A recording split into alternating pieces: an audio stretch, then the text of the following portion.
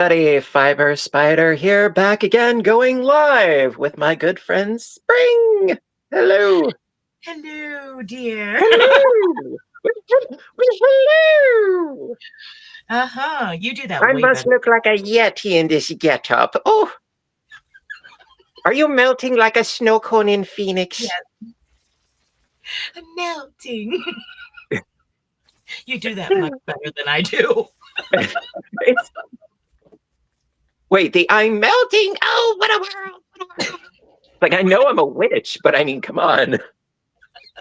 No, I loved Mrs. Doubtfire, especially when he's going through the different disguises. He's like, any closer, you'd be mom. You know, like Harvey Firestein. Oh, yes. Hello, Rachel. Hello. Hello, everybody joining in the chat. We went and had lunch with Rachel today. Hello. And Caitlin. Hello, hello. Hope everybody's doing spiffy. Welcome in. Welcome in. And Sprang. You're Sprang. Sprang. How do you do that thing, Sprang? Oh, hello, well, Jeremy. Hi. Yes. Yeah, I have a couple of people that might be joining in as well. Don't know yet, but you know, the night is young. Hey, Darth Mom. How you doing? How is everybody doing? So, what are you working on, Spring? Finishing up the white. I'm going to do a cable ply. And I have 2 bobbins done. I'm working on the second white right now. I'm working on the second white right now. And then I will do, I blended some Christmas colors. Oh, wow. So I'll do another bobbin of it, and then I'll cable ply all 4. Oh, wow. You know what that makes me think of? Ribbon candy. Yes. Yeah. Super sparkly. My favorite part of that scene was his Cuban impersonation. Joshua, oh, you mean they was like the Bay of Pigs every night? Oi! Would this scare them? Would this be too much for them? You know, it's like the Cuban red. Oh, it's my favorite. Matchmaker, matchmaker, make me a match. Don't tell me to just sit around and potter. And what might you be working on? Well, I am working on my hexies. Yes, my little EPP hexies, which I have a bunch of. I'm using one of my yarn bowls, but yes, I have all of these little hexies in here, which I am turning into my quilt. You know, it's taking a hot minute, but you know, Rome was not built in a day. No. But yeah, I'm just basting fabric around little cardstock hexagons right now, these little guys. Hey, Russ! Yes, sit around and potter. Yes. You know, and the life's a bowl of butter. It's like butter. It's like butter. Hello, Ellen. Hi, Julia. Hope everybody is doing fabulous out there in the chat. Red, white, and blue Tunisian blanket. Ooh, look at you. I love Tunisian. The only thing, you know, Michael, if you're watching, the only thing I don't like about Tunisian, it's actually the same reason why I'm not as much of a fan of doing knitted blankets. They take forever. They take forever. Thank you. Actually, I think this was gifted to me. I think that this was gifted to me. I can't recall, but I think that this was a Happy Mail thing. It's been a while. That's why I'm having trouble remembering, because the memory banks are fuzzy. Small. We knit small. Yeah. Well, because I've tried to knit blankets and it takes forever. Because the fabric, it's so close knit. It would be like if you were to single crochet an entire blanket. Yeah. Was that Jax? I think I just saw Jax. Yeah. Hi, Jax. Bada with an AH, of course. Of course. And hello, Dinky Crafts.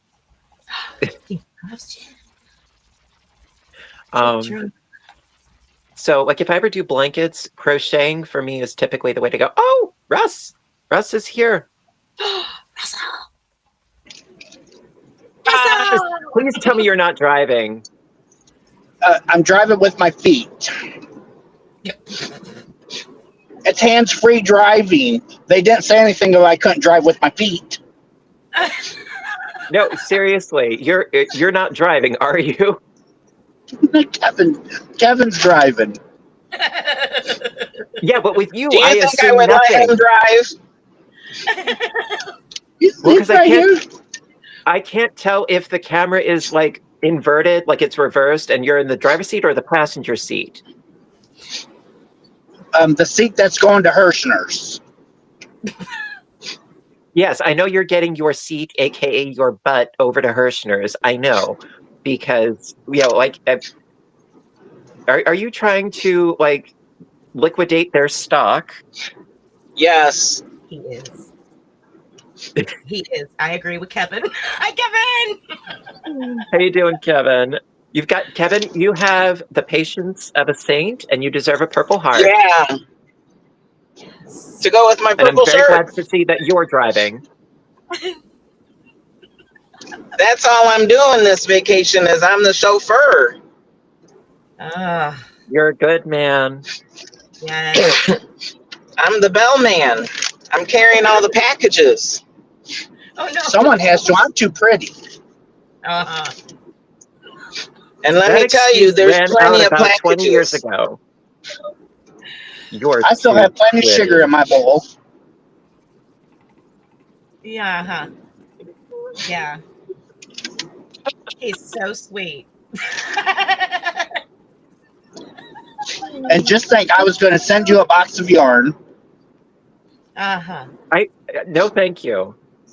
I appreciate it. Thank you. But you got 3. You broke up. Like Kevin said. I what? Well, you know, when I put that now.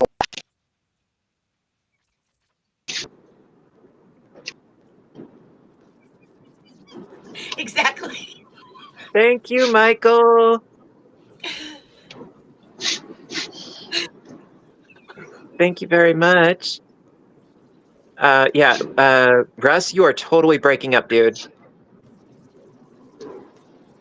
You said something and I totally missed it. I'm sorry. Perhaps you were like driving under a bridge or something.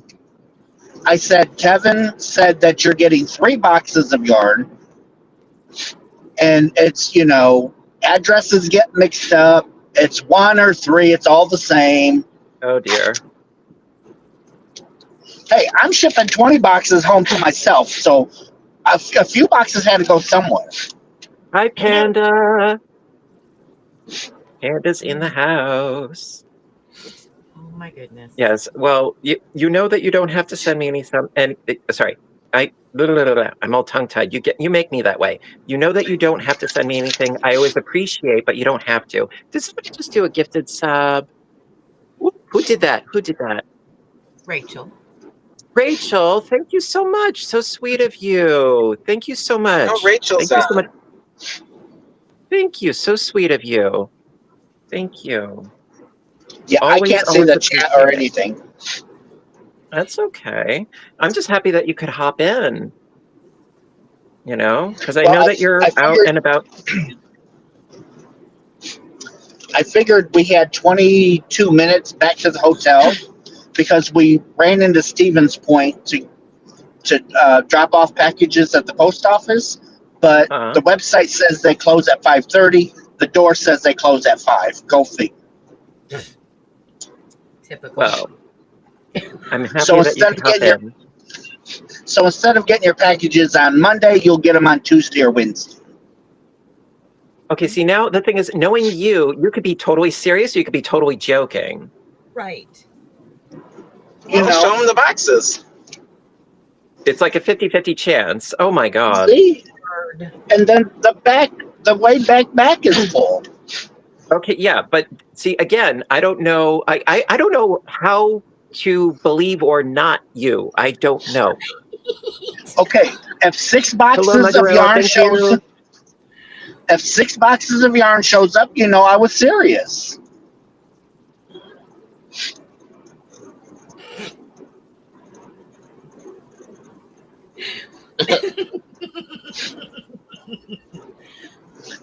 Now dig it's through with them and see what you want, keep what you want, and give the rest away on your channel. Seriously, Keep the I even pink in the though like you're saying what you're saying, I still don't know what to believe because I know you. Mm-hmm. Because you are a priceless scutch and I love you, but I never know when to believe you or not because you know that I am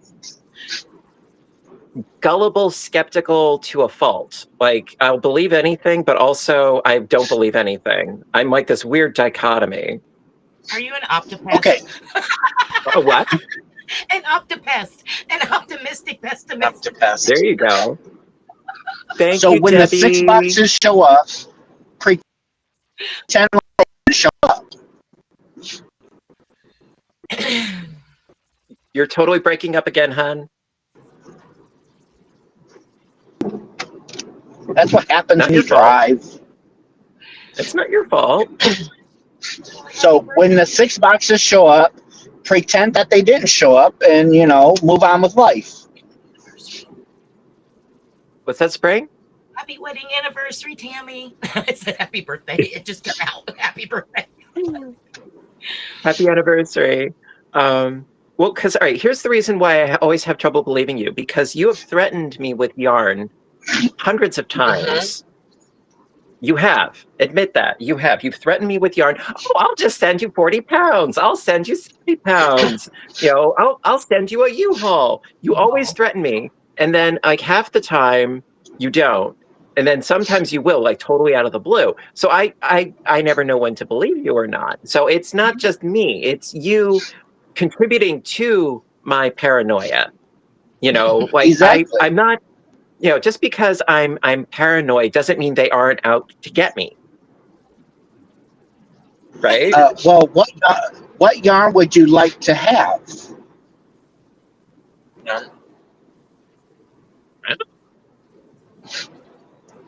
You know, like you've read the bathroom stalls. You know I'm easy.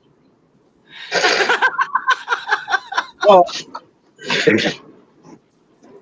you know, I'll do anything for a skein of yarn or a hank. Mm. You know, like I'm when it comes to yarn, I mean, I love acrylics because they're very easy to care for and everything like that. As far as like wool content, you know, merino is of course my favorite, but I mean, I know that that's not cheap. But you know, I would say typically, you know, acrylic. You know, as far as colors, you know what kind of colors I like, but I try to mix it up because that way I'm not stuck in a colorway rut when it comes to, you know, doing tutorials and stuff, because I like to have like a variety of the spectrums of colors and stuff. But I'm not picky, you know, I'm not picky. Okay, so what I'm hearing is you want 7 boxes of pink yarn. That's right. I can make that happen.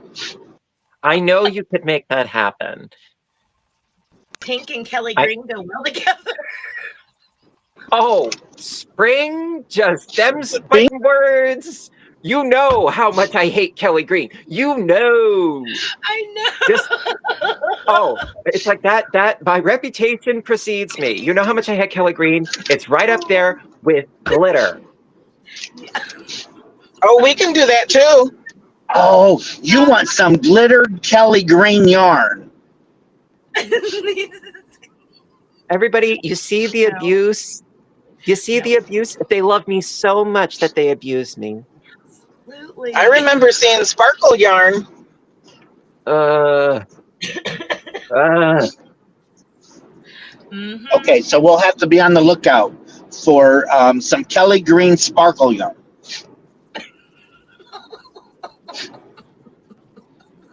With a hint of a glitter bomb. A glitter bomb.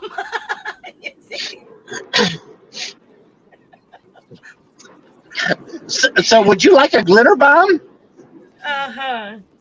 We started it. As soon as you Would you- pop that top open, boom! Would you like to be put on a no-fly list? I'm already on one because I don't have the new driver's license. Oh, gee. Oh, no. You don't have the I star still on have the yours? old driver's Oh. license. That's what I got. Yeah, I still have the old I've got one. the star. So I guess Kevin's going to fly. I'm not I flying don't anywhere. go anywhere. You know, I can get into Canada and back.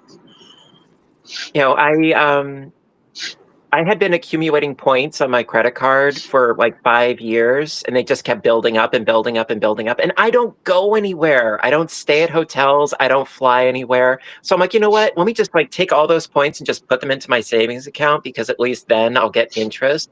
Not much, but at least I'll get interest. Yeah. Are you Okay, interested in 6 Jen. boxes of yarn? Jen, they already know my kryptonite. They know it only too well. They know my weakness. They know that I'm like, when it comes to glitter, Kelly green, you know, pink is cool. Pink can be very cool. Don't get me wrong. You know, I don't have a passport, Sandra. No, I'm very, very much a hermit, you know, a reclusive hermit type. This is as social as I get. So I can make 1 box all Kelly green. I can make 1 box of glitter bomb. And then another box, I can do a glitter bomb and Kelly green. You do realize It's a win-win. You do realize that Yeah. if that did happen, that you would end up with a knock at your door, and it would be my mom, and she would be covered in the residue of your glitter bomb. You know, it'd be all in her hair, and she would probably be armed Probably. to the teeth. I just put a note inside and said Craig wanted me to send you this, and I don't know why. Picture a sparkling feral leprechaun at your door with a knife in her teeth. That would be my mom. You know, I just did what Craig told me to do. He said you would find the glitter bomb hilarious. And she'd say, remember, I have a boy. I know better. Michael's here. Hello. Hey, Hello. Good to have you. how are So- y'all? I'm defending myself because they're being mean. No. Oh, well, we can send So it's your turn yarn to to be mean too. Texas. This is the fiber spider roast, apparently. Only because Kevin said something about sending. Kevin said something about sending pink yarn to Texas. We don't want I to like leave pink. everybody out. I So like he pink. likes pink. Well, what color is it that is his favorite? Purple? My favorite is orange.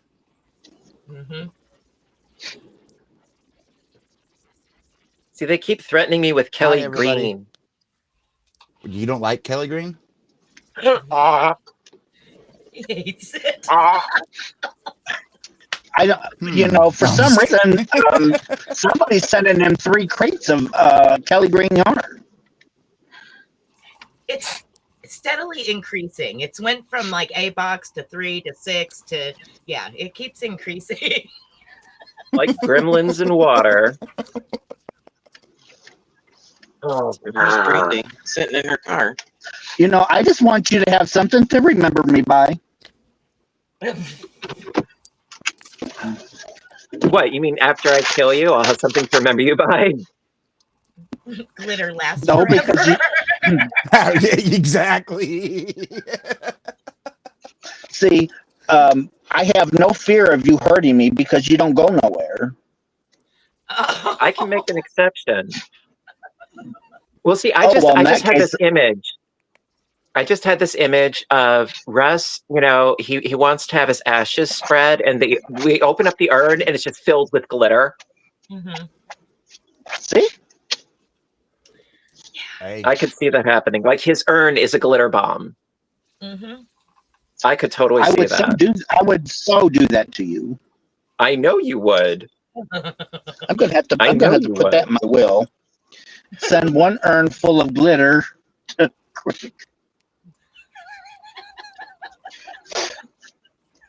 he'll be vacuuming that up for years. The It's like the gift that Christmas. keeps giving. Yes, You like the just burn the Christmas house tree down. tinsel. Yeah. That Christmas tree tinsel, you'll still find it 10 years after you used it. Mm-hmm. Yep. Just See burn that, the house you know, down and move if I do a glitter bomb like that to him when I pass, then he'll always have something to remember me by. Yeah. 15, 20 years down the road, he's still getting glitter on the carpet.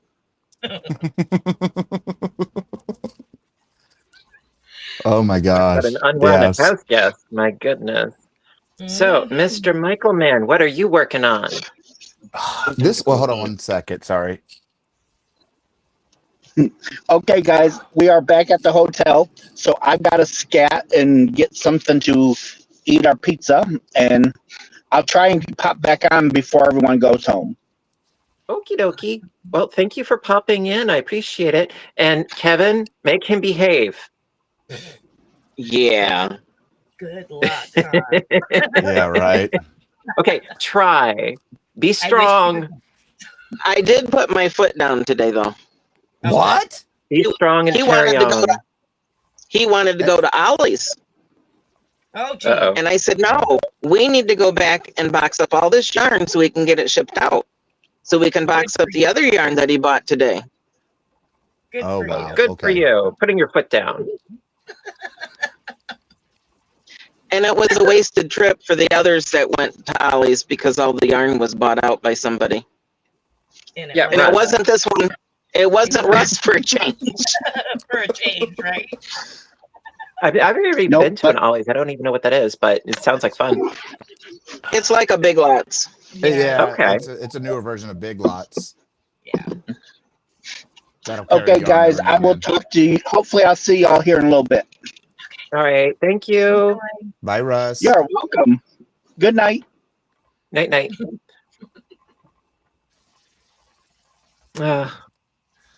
Such a lovable booger. Yeah. Yeah. I just been working on nothing. Well, this week I took off. I needed an off week, and I had so many things in my head that was just cluttering, that was stopping my creativity. So I had to I did 12 rows of shawl that I had in my head. Okay, it works.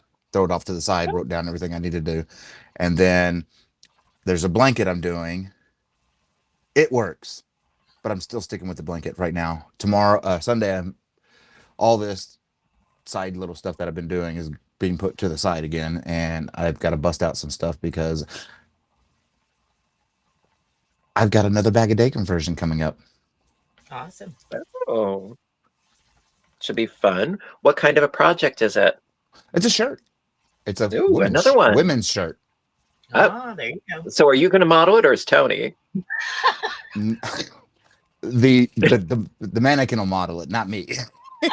Okay. Oh my goodness. And of course, yesterday was an emotional day because of what came in the mail, and I opened up. Mm-hmm. You Right there. special man. Mm-hmm. Congratulations. Yep. It's a lot smaller than I thought it would be, though. That's what she said. Yeah, because it's lots. I don't know, maybe I knew they changed the size of them. I didn't I saw when Crystal got hers, she did the video. I've seen other people do theirs, and they look humongous. And then this one comes in, and I'm like, no, I'm happy. It's Don't get me like wrong, but it's like this. No, it's 7 Roughly. inches high. Okay, Here, grab it. they must have shrunk them, because I think mine's bigger than that. I mean, it's been a while, and actually I put mine back in the box. Might be about that size, maybe a little bit bigger. Yeah, it's 7 inches. And I'm like, okay. But it's still an accomplishment, Yeah. Let me put it back up and 1 you should second be very before. proud of yourself because it takes a lot to get there. 1 second. Yep. It does. It takes a lot to get there. It takes a lot of work and a lot of stick-to-itiveness. It does. The only thing that sucks though is that it's like to get another one, it's like you need, I think it's like 100,000 and then the next one is 1,000,000. Like there's nothing in between. And there's a lot of subs in between 100,000 and 1,000,000. I mean, we can't all be PewDiePie. For now, Mr. Beast reaching 400 million. That's another kettle of fish. I mean, there's so much controversy. Wow. What's the matter, Spring? 400 million? Well, the thing is that his demographic, is all over the place because, you've got really little kids, you've got adults, like with us, it's very niche, Right. With us, it's very specific to the crafting world and a very specific area of the crafting world, Yeah.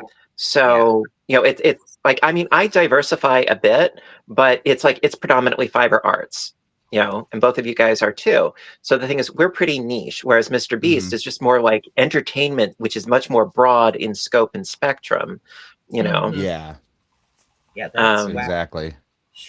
And especially if... And now he's got his own TV show, food line, snack lines. It's like he's rolling in the money, but I couldn't do the stuff that he does because that's just not stuff I would ever want to do. Right. Those stupid especially when every other thumbnail is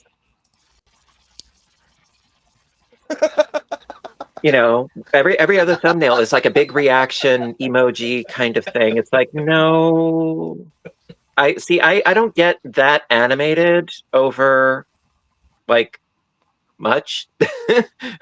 Maybe a new recipe, but I really don't get that animated. So actually I was watching a thing on YouTube. It was about you ever hear about Ryan's World? Is that kid? Or was a kid when it started out? Yeah, he started when he was 3, and it was all about reviewing various toys and things.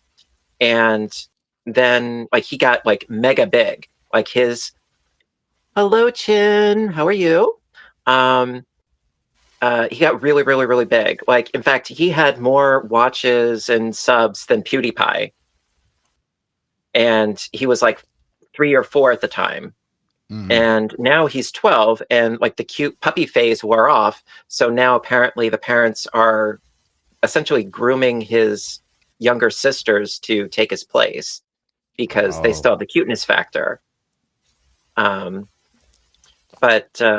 that's when you know it became all about the money. Yeah, and it's just it's sad because these kids, they don't get a chance to be kids, and it just, to me, it looks. It's what I think based on what I see. It looks like he's just being exploited, Yes, and I've seen that on a few of these. And then, a couple years ago, there was an influencer family that the mother and father ended up being arrested because the way that they would like literally chain their kids in their rooms, and it's just wow. Oh, I think Spring froze. Hello again.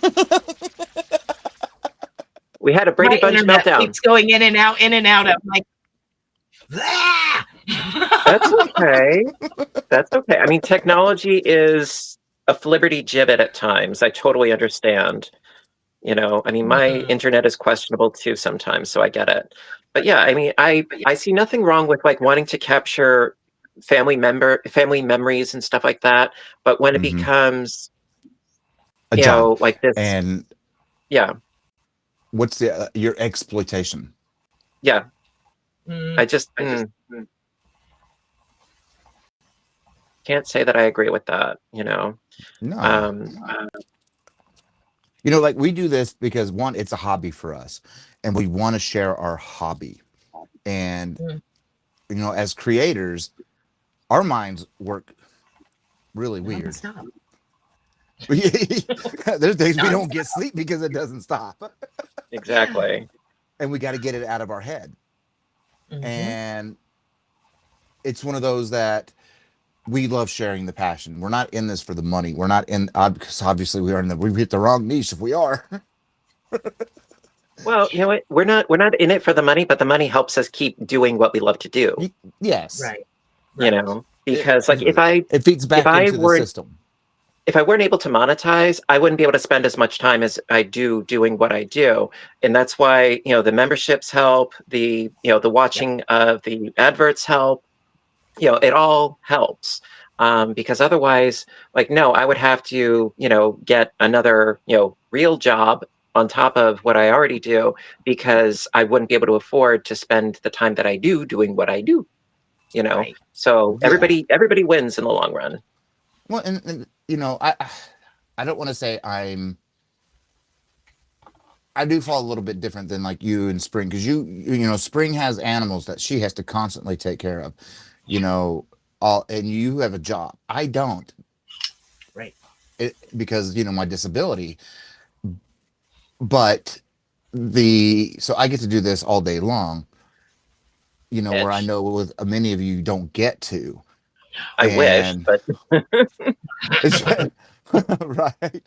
But like you said, you know, the little bit that we do make goes right back into, because you got to buy the yarn, you know, and the amount of time that we do, you know, it takes hours to write a pattern. Yes, it does. It takes many more to write that thing, to actually crochet that thing up. And record it. Indeed. And edit it. Yep. Yeah. That's why I've gotten to where a lot of my patterns they're at least a 16 or 17 stitch repeat. Right. 2 rows. Exactly. Yeah, I mean, I'm still working on that one. It's like 40, I think it's like a 40 stitch multiple, and then it's like a 30 row repeat. It's like, yeah. With a new blanket that I'm designing right now, the yarn that I'm using doesn't do the stitches justice, but I just visioned it in this yarn. But now after working it up, I know it doesn't work with this yarn. But I'm working it up because looking at it on paper, I cannot see where I know where each individual row repeat is within the row, but I don't know where the entire block repeat is yet. right. I just can't visually find it. Right. So working it up, I can, you know, I can give a little sneak peek. I don't know if you're really going to see much.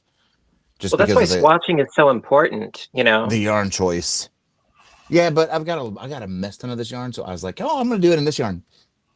Like I literally have like 30 skeins of this yarn. Oh, you can kind of see it. Yeah, you can totally see it. Yeah. Okay. Well, so you know what? Lighting has everything to do with everything when it's a texture. And yeah, all it is, it's 3 different stitches. That's all this is. You know, there's the knit, there's wait, reverse, let me blow you up. Let me blow you up. I want to blow you up. Maximize. Okay, there you go. There. You know, and it's got texture. Let me get it closer. That is cool. I like. And you know what? Yes, it is a tweed, so there is a little bit of a busyness to it, but because it is essentially one color, the texture is not lost. And you know, all it is 3 stitches: the reverse, knit, and simple. Well, and I was like, it's awesome. I had this in my head, and I was like, well, let me just work it up. You know, I wrote up the pattern. And I'm like, well, let me see if it works. And it does. Yeah. Well, but I'm still going with it. I shouldn't. Kristen says all 3 of my boys are trying to learn how to crochet. Well, all I can say is encourage them.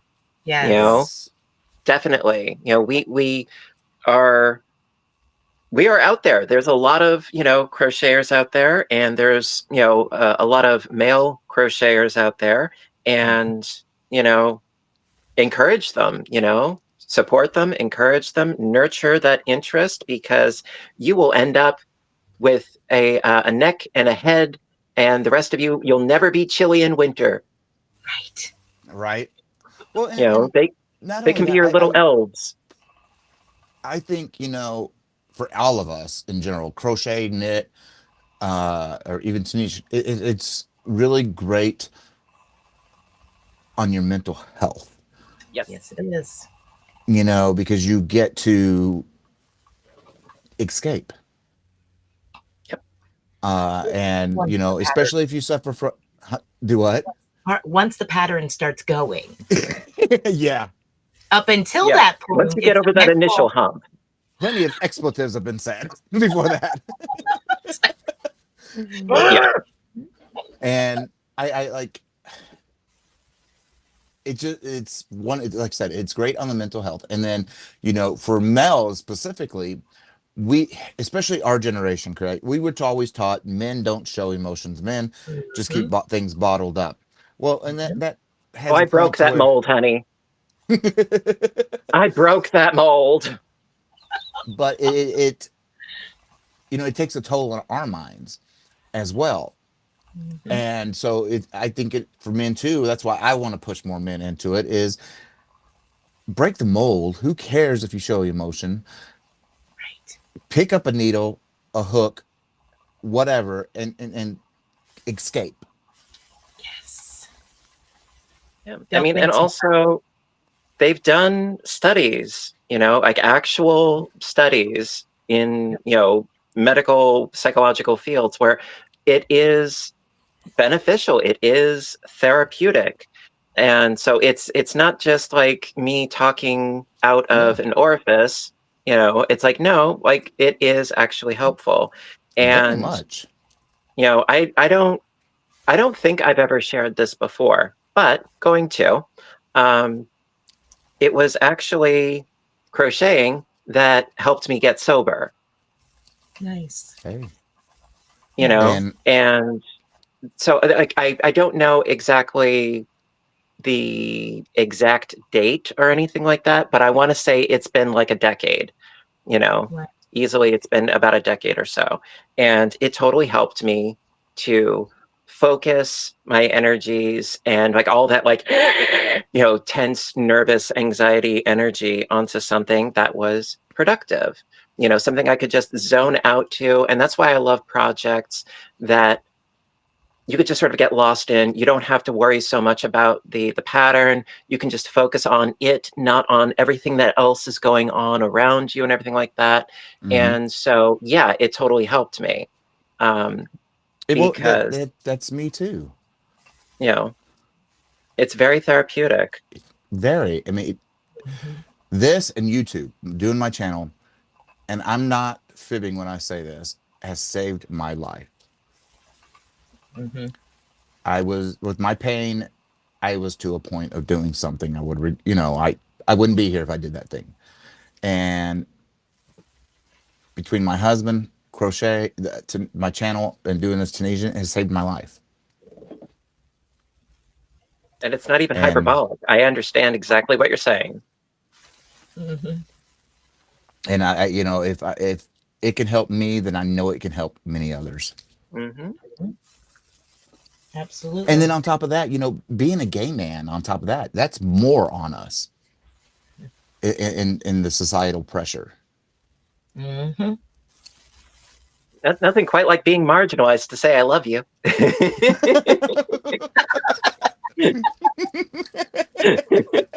And that's the thing. We have to keep the humor going, you know. We otherwise, well, I mean, it's like it's a natural like defense mechanism, you know. It's like, you know, skunks have spray, you know. Gay men, we've got snark. You know, we've got sass and we've got snark. You know, it's Right. how we maintain, and you know, we have some degree of composure, you know. But yeah, it's just one of those things, creating and so forth. Retina, he was just on just a maybe what 5-10 minutes ago up here. Yeah, he might be back on. Yeah, We don't he may know. be come back up. So he's good. It could happen. He's out there buying yarn. Big shocker. Hey, sugar. Big shocker. He's always buying yarn. But that's the thing with him. I never know if he's like kidding or not when he Legit. always threatens. I don't know about him. He's a mess. He's Love what? him to death. I do love him to death, but at the same time, it's sort of like, you know, like you never know with him. That's No, all I can you say. You don't. never know. You don't. Even in No. text conversations, you don't know Yeah. what's going to come out of his mouth and go into a text. Hmm. You're texting about something totally different, then something else comes out, and it's like, dude. Yep.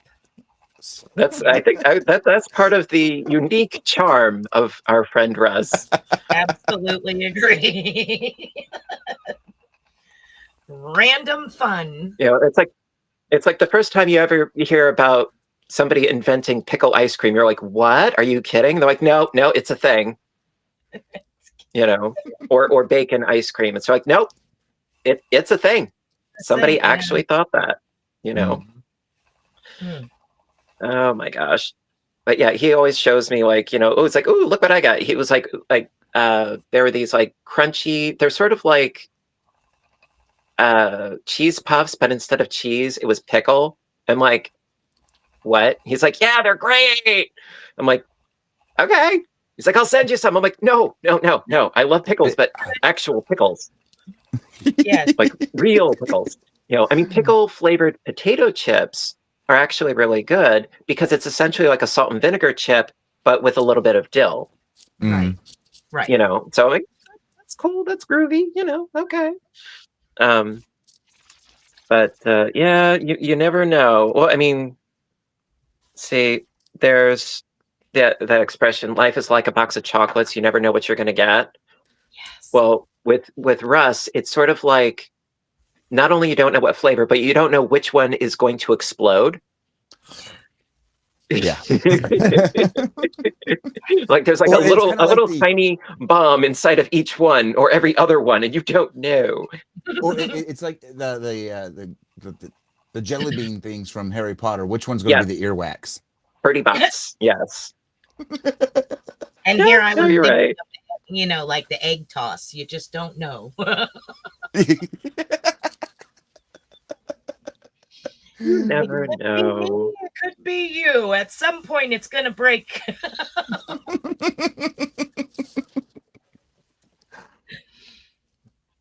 Oh my goodness. Tell you what, he needs to open his own yarn store, though. Yeah, right? You know, I mean, I think for a while he was doing mystery boxes. I think he was doing some mystery boxes for a bit. I don't know if he is still or is planning on doing those again. And I don't mean like the holiday advent boxes. No, like he was taking something from his stash and doing like a little bit of this, a little bit of that with it, you know, and that sort of thing from his stash. But I don't know if he's still doing that. I don't know. I know he was, but then I guess because of the shipping prices, he kind of stopped. I don't know. I don't think he knows. Yeah. Well, you know what? I mean, he just sees pretty and gets it. His forte really is, you know, kibitzing, you know. He doesn't write patterns, which is fine, you know. So I mean, I would say he's more about the channel than the Etsy. You know. Yeah. And that's totally fine. Like with me on Etsy, like I keep kicking myself.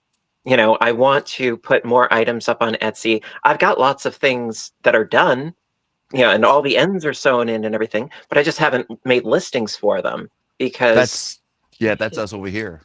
You know, it's mostly like, all right, I've got another pattern, and the patterns are so easy because it's just like it's on autopilot. Hi, Nessa. Nessa, sweetheart.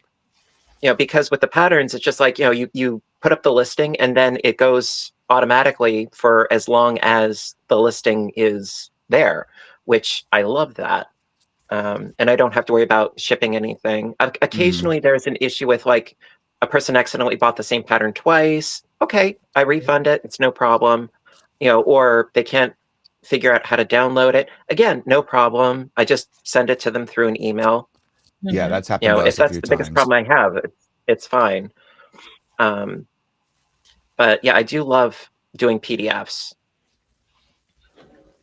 I like the first. I don't like. I can't even talk. Ruby's Dream was the first pattern I did in Adobe Illustrator. Because then I was able to actually make the symbols, because some of these programs don't have all the symbols. They only have a select few, and they're like, oh, that's all we're going to add. There's a lot more that need to be added. But I talked to the designer of the website of a well-known one, and they kind of, I'm not going to say who or what site, but you know, they're like, well, this designer said this is all there is, so that's all I'm putting up. Well, that's not. But anyway, so you know, after watching Mikey's mornings when he goes on like Tuesday or Thursday mornings, he's playing with Adobe Illustrator. I learned a lot watching him doing the Adobe Illustrator with making the symbols. I don't have to make it in, you know, curves and stuff like regular crochet, because it's just back and forth Tunisian. So I was able to make those, and you know, that was the first time I did that on my actual own. And that pattern, you know, I did the written and then I did the diagram because, you know, why not?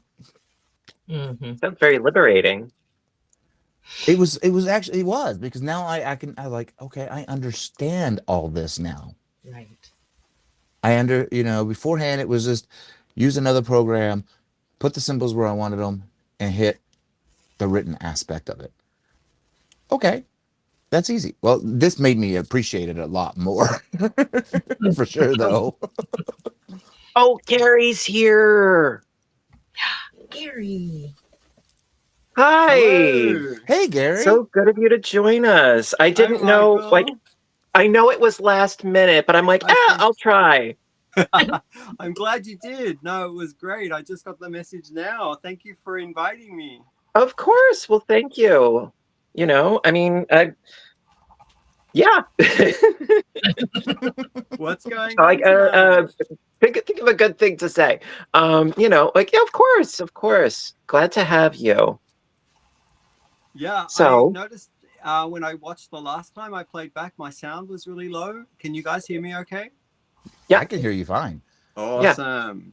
I'm going to need to step away for just a minute, though. Okie dokie. Okay. Too much caffeine.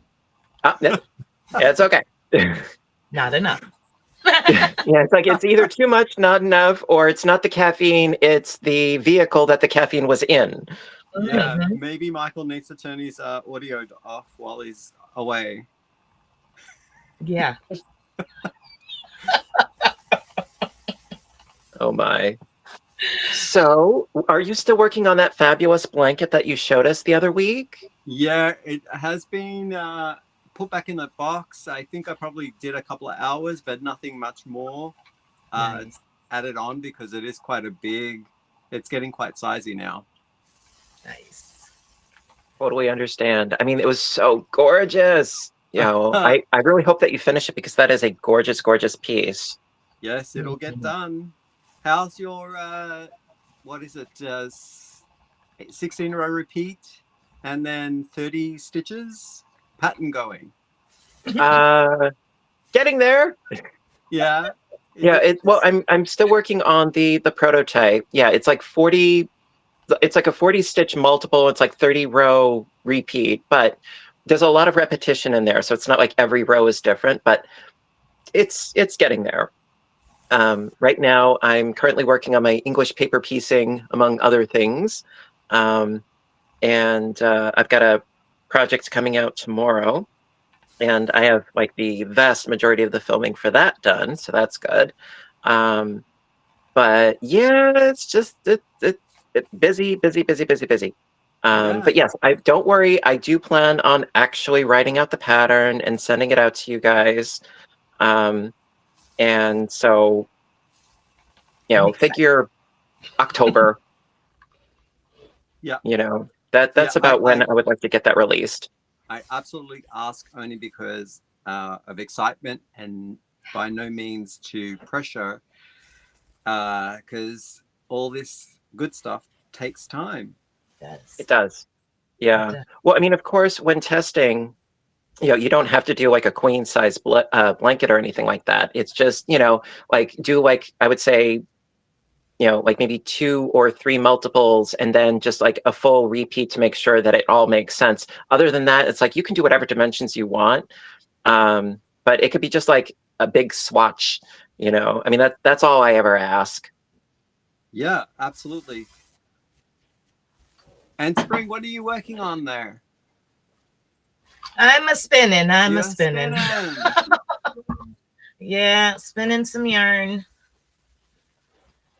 Getting ready to finish the last bobbin so I can cable ply it on Tuesday. Yeah. You make me feel guilty for not spinning anything in ages.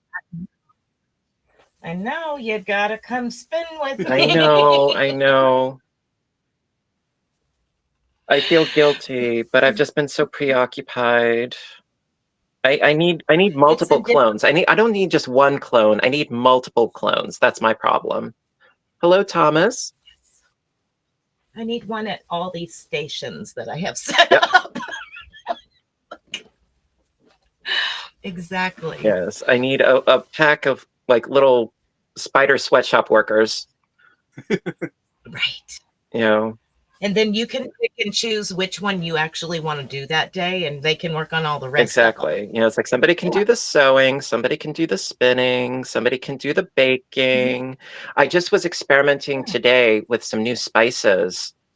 Oh, awesome. Yes. Well, because I absolutely love making sourdough crackers. They are like my favorite snack.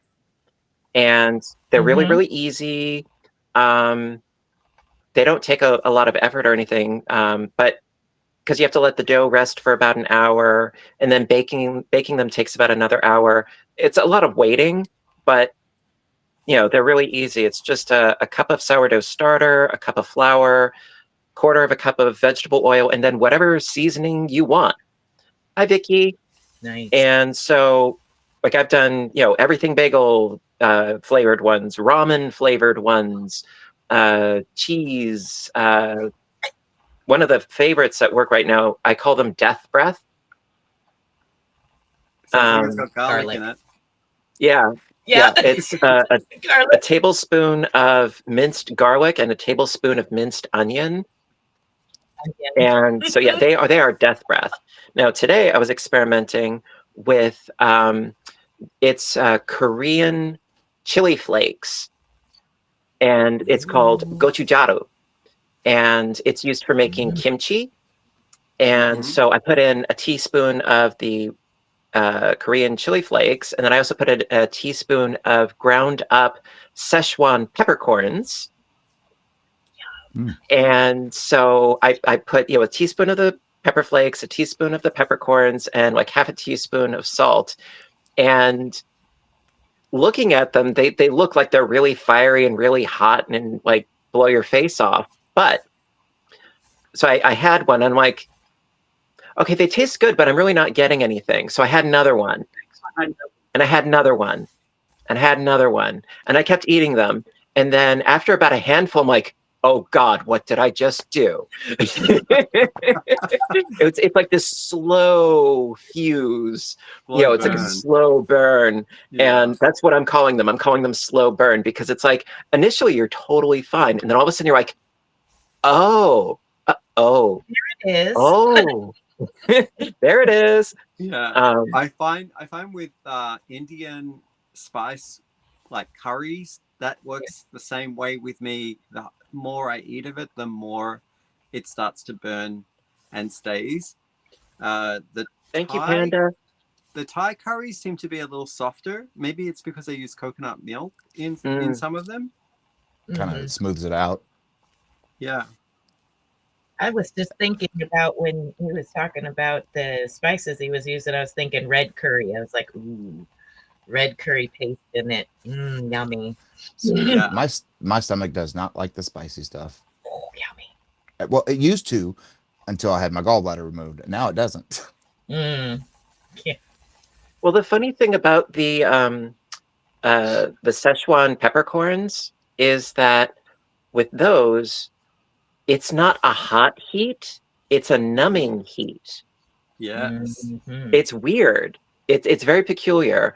And when I first started having them, it's in a product called Chili Crisp.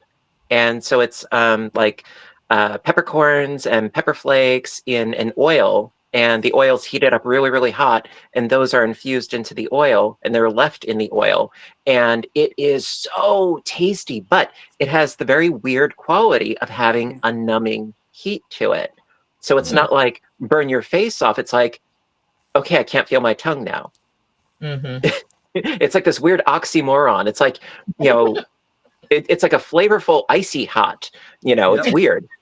I know exactly what you're talking about. Yeah. And I mean, it's really tasty, but it's like deceptive. And so I definitely want to play around more with that. I was thinking maybe including maybe some ginger. Maybe I'm trying to figure out like other spices that would go well with the gochugaru and the Szechuan peppercorns, because it's got the spice, but I want to give it a little bit more nuance. So playing around with things. That's fun. See, I don't get adventurous. Well, because of Panda. Literally, people think we making fun or that we're just joking that, you know, he has the palate of a kid. He really does have a palate of a kid. You know, like the example tonight, it's chicken nuggets. There's nothing wrong with chicken nuggets. I've had them myself. We went to we met up for lunch with Fiber Floozy Jill, and he literally ordered chicken strips. And I'm like, yeah, I'm telling you, that's pizza, chicken nuggets, or chicken strips, and that's what he could live off of. Yep. He doesn't like exploring food. I don't mind it, but you know, you got to do what your husband feeling wants. really adventurous, does he take? If he's feeling very adventurous, does he go with the chicken nuggets in the shape of dinosaurs? For feeling, yeah, right. Panda, I love you. You know this. I'm not making fun. I'm not making fun of your eating habits, Panda. You know I love you. I eat them myself, but no, you. I would say maybe if like you tried maybe like getting creative and adventurous with the sauces, because I mean like ketchup is a go-to. Don't get me wrong. Ketchup is one of my 4 food groups, but you know maybe doing like sriracha or you know like a honey mustard, or you know get creative in that regard. Like you know the chicken nugget could be your base, but then the dressing, the dipping sauce, you know, get a little creative, you know. Carolina Reaper paste with ranch dressing. That's perfect. Yeah. You just want to kill him. Bonnie, Carolina Reapers, you want to kill him.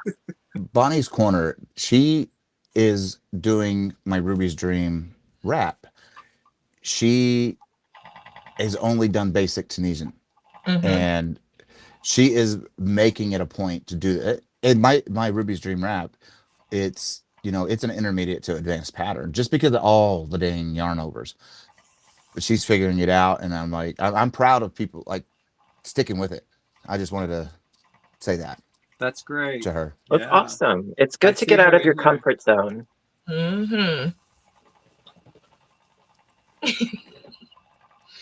Yes, Carolina Reaper. Yeah, I don't think I've ever had that. I mean, I've had spicy stuff before, but I know I've never tried a ghost chili before. Oh, those are good. Those are good. I like my rear. No. What? Is there enough water to cool that area down on the way out? Habanero. It's like is that a bidet kind of experience or? You just get used to it. Oh man. The more heat you eat, the less sick you get.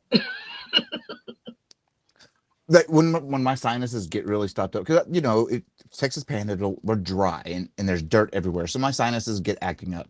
I will have a little bit of a spicy something because you get those sinuses running. Then that works better than medication sometimes. Yeah. Bit of wasabi will clear up your nose for sure. Yes, wasabi is awesome like that.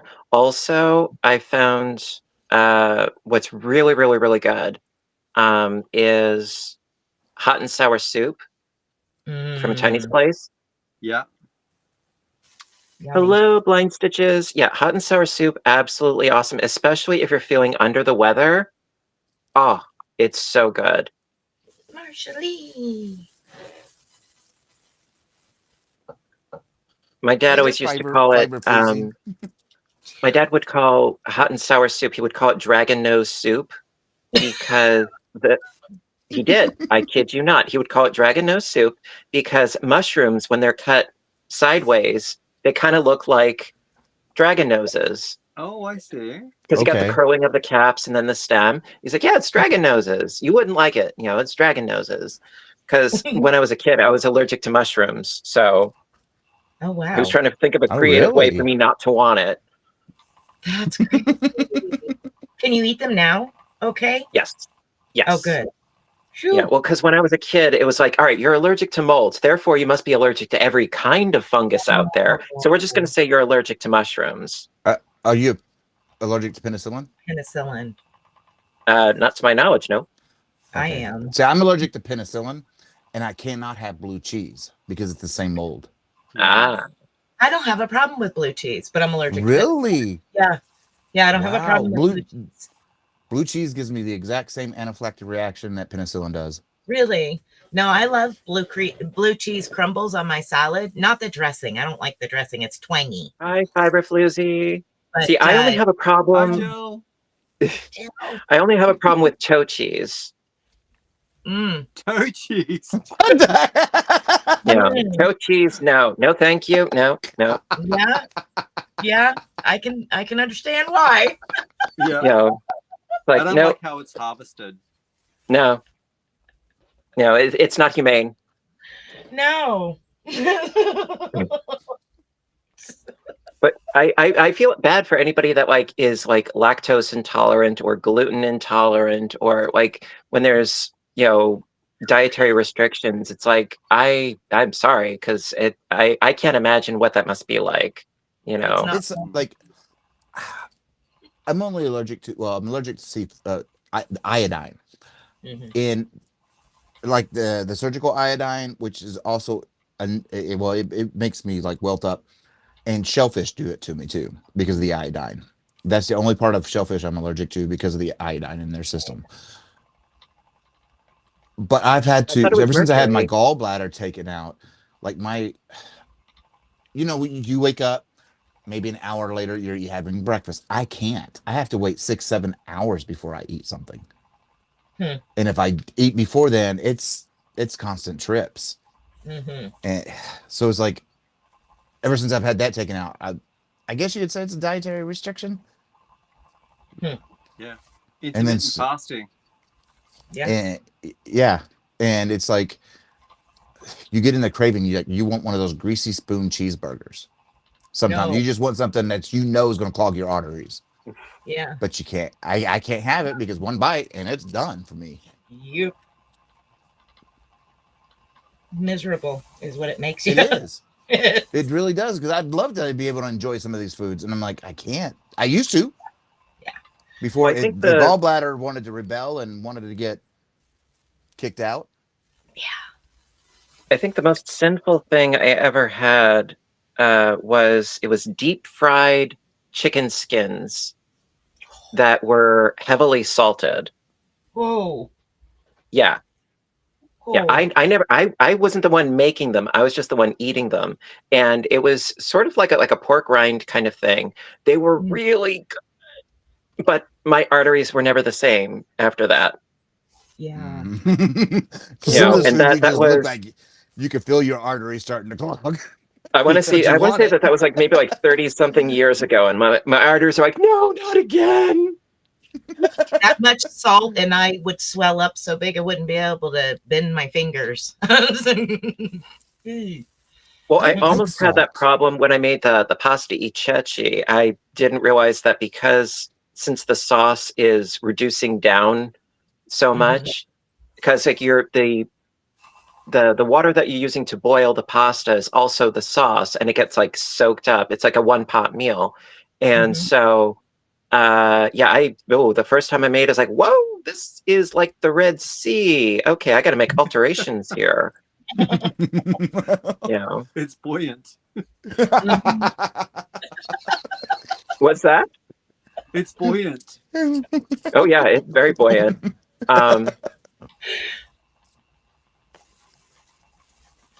Yeah, that is such a tasty recipe, though. Absolutely love it. Like, I don't do salt. I just don't like salt. And the other thing, I will not eat anything made from corn flour. It smells Okay. like feet. Oh, Yeah. not like And I corn worked with a tortilla lot of. shells? I can't. The smell. Well, it's from when I was in the medical field in the Navy. All these Marines and their nasty feet. The smell just it stuck with me. It's PTSD on my part. Yeah, brings you It back. smell PTSD. Oh man. It's like, don't eat corn chips. I'm getting a flashback. No corn chips. Exactly. Get rid of the Like, Doritos. Put away the Fritos. Put the Fritos down.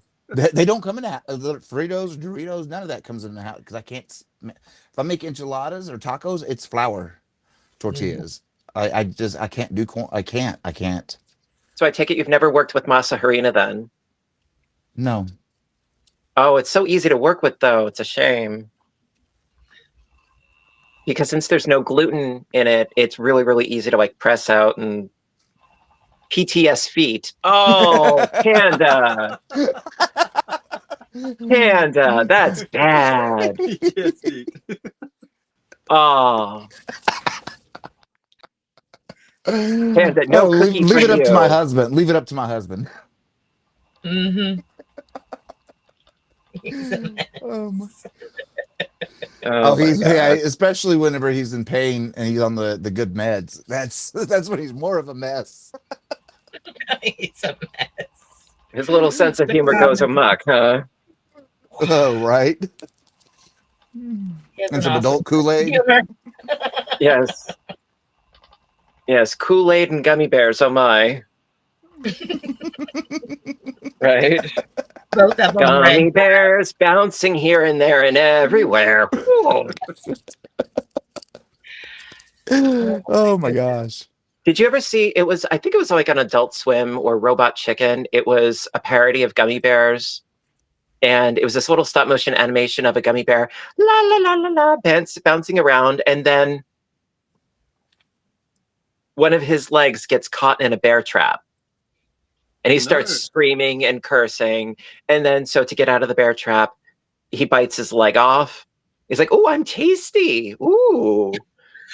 And then he's free. And then he starts hopping around on one leg and he ends up in another bear trap and he starts screaming expletives again. It's so dark and twisted, but it was hysterical. I loved it.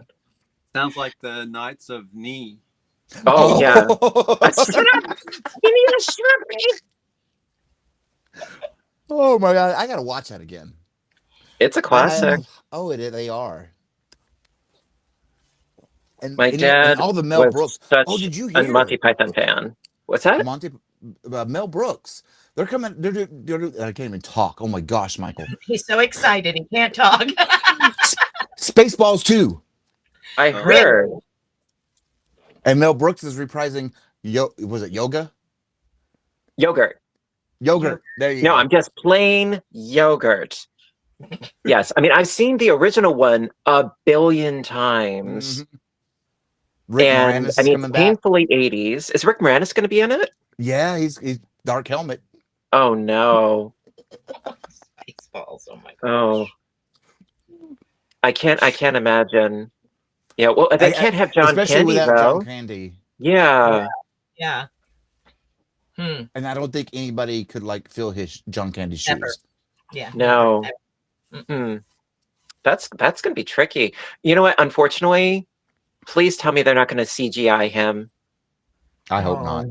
Maybe I don't they know. will. Because if they AI generate him, CGI him, I would be so pissed. Yeah, that would not be worth watching at that point. No. I mean, I could totally see them doing that, but just because you can doesn't mean you should. Good. Right. Yeah, exactly. Just like what they did when what was it? Oh my gosh. Mandalorian, when they brought back, you know, a young Luke Skywalker, Mm. that was kind of like terrible Well, even before that, when they same thing. de-aged Star him. Wars, in Star Wars 1, when they did like a theatrical release, you know, like all the stuff that wasn't in it that they wanted to be in it, and you saw Darth Vader in like the little airport, and he's like, you see him not in his chair, and he's like moving around, and it was really bad CGI. It's like, yeah, just because you can doesn't mean you should. Yes, Right. exactly. You know, and there was What? like that huge dance number in Jabba's lair, and it had nothing to do with the rest of the movie. And it was all these CGI characters dancing and singing around, and you know, like, no, don't do that. Mhm. You know, the reason why the Right. original one was so good is because it was all puppets and Muppets and tangible Yes, crafted things. You know, it that they was can you could interact see it with. because it was actually there. Yeah. You know, I'm a purist when it comes to certain things. You know.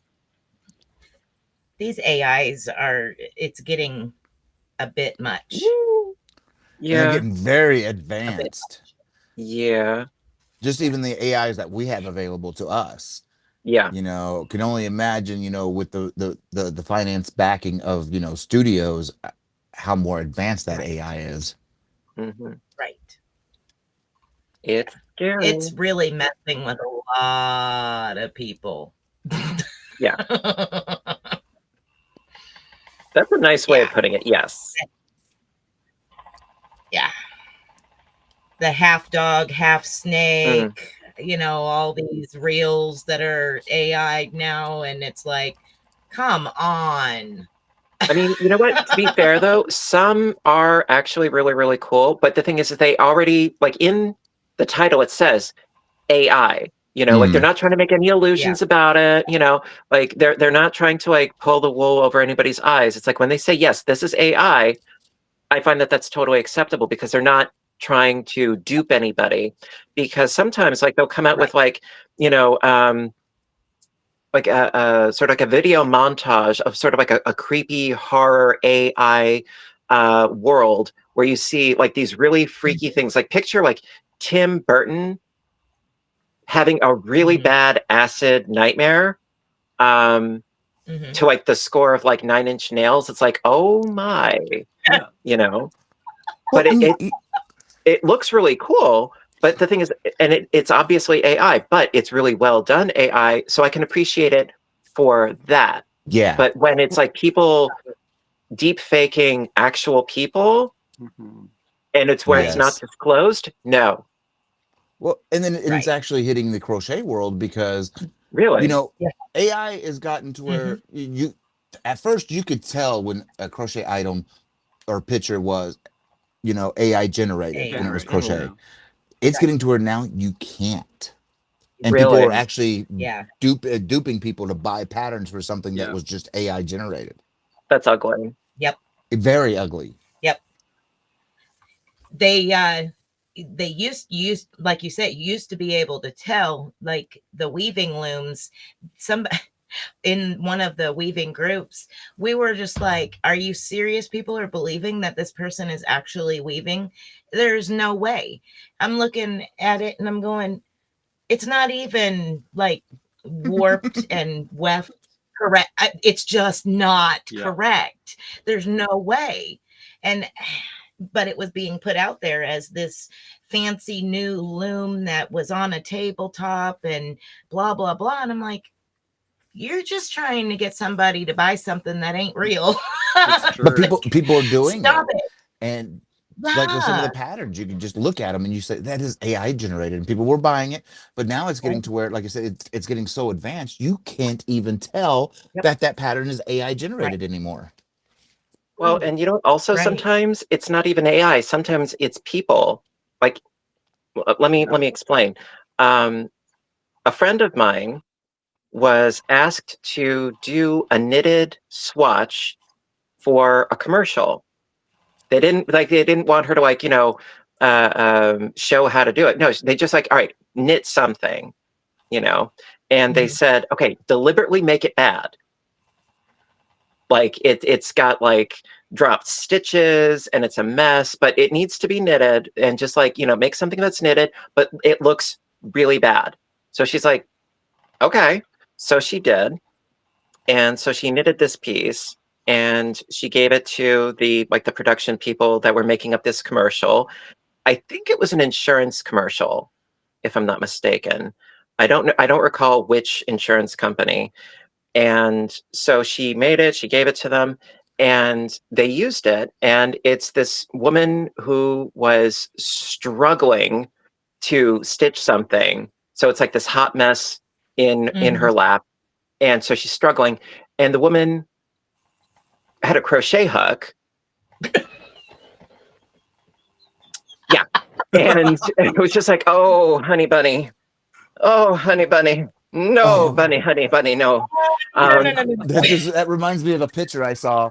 Sorry, where they had two Afghan hooks and they were like knitting, and I'm like, that's not knitting. Exactly. Yep. Exactly. Or you see like Amazon listings where they say knitting and crocheting and da-da. I'm like, do you even know what it is that you're sewing?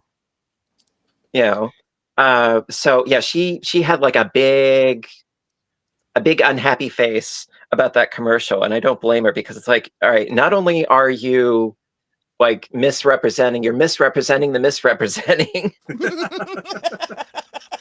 It's like something was very much lost in translation. It's almost like telephone, when you have to send the message down the line, and then at the end there's a completely different story. Yep. Yes. And it's just funny, like when I'm just looking around for different hooks, and then you'll see, oh, these great knitting needles, and like you said, they're the Afghan hooks, and it's like, did you cut yourself? That don't work that way. Uh-oh. Oh, Craig. Is it tasty? Owie.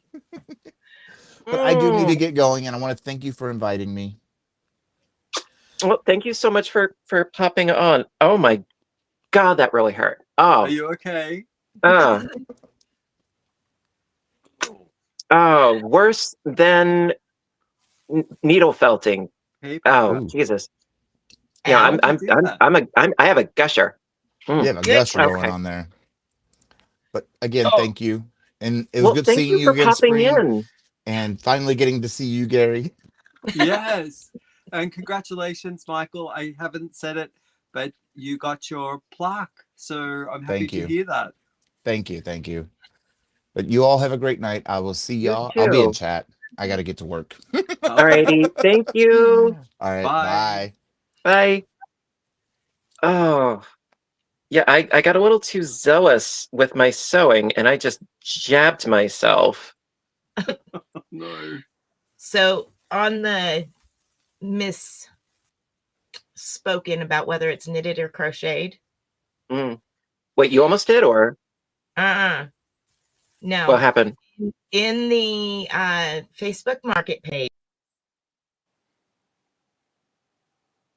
Oh, she froze. You froze. It's okay. What happened? What were we saying? Yeah, you're back. What were you saying? It says in the Facebook Market page, it says hand knitted dresses. And it says hand knitted with the most delicate care. Can custom make colors and sizes. This is approximately 18 months. Contact for information, and it costs $50. Now right. Wait, what? I got to blow you up. Hang on. Yeah, I can hardly see. And that's $50. Wait a minute. That looks like pineapples. And it's hand knitted. Wait, is that pineapples? Yes, it is. That's crocheted. Yes, it is. Yeah. Yeah. Yeah. Okay, so let me get this straight. So not only that is crocheted. So they said that it's hands knitted, but it's crocheted. Yep. Okay, first off, $50 for that dress. If it's crocheted, I could see that as almost being nominal, as an okay price, because it's a small piece, but that's a lot of crochet work. But the thing is that no matter what you do, you're never going to make enough, Time. Right. But now, if it was knitted, it could have been machine done. But crocheting, as we know, cannot be machine done. Right. So, okay, so it's hand crocheted. $50, that's a steal for anybody buying it, but the person making it's really not making enough. No. And for it to be mislabeled by the maker, that was like, it's a red come flag. on. Yeah. That's a red come flag. on. That's the red flag is that they don't know. Well, okay, it's a red flag in that they're calling it knitted, therefore they don't know, therefore somebody else made it and they're exploiting somebody. Mm-hmm. That's where my mind goes, unfortunately. I could be mistaken, but that's where my mind goes, that they just got this thing and they want to sell it for a good price so that it'll move, but whoever it is that made it isn't getting the money that they should be getting. That, unfortunately, that's where my pessimistic mind goes. Right. I'm like, how can you put something up and say, it's like putting a, piece of tools out of the shop up and saying, it's a knitting machine, or, it's a sewing machine and it's, a wrench set. I mean, it was just like, that different. I would say if something looks a little amiss like that, to read reviews, go into a layer deeper, just to make sure that it could be a legit mistake, because you know we do make mistakes. Right. Well, it's like when people call yarn, like they call anything with yarn, they call it wool. Wool, yeah, it's very British. Yeah, it happens. Yeah, Yeah, it does. It's like when I was growing up, all of my family would call yarn wool, like, because back then even cotton was cotton wool. Right. And acrylic wasn't really big on the scene, but it was like everything was wool. And then acrylic came, I guess, mainstream later. And I had to learn how to say yarn, because I also used to calling everything wool.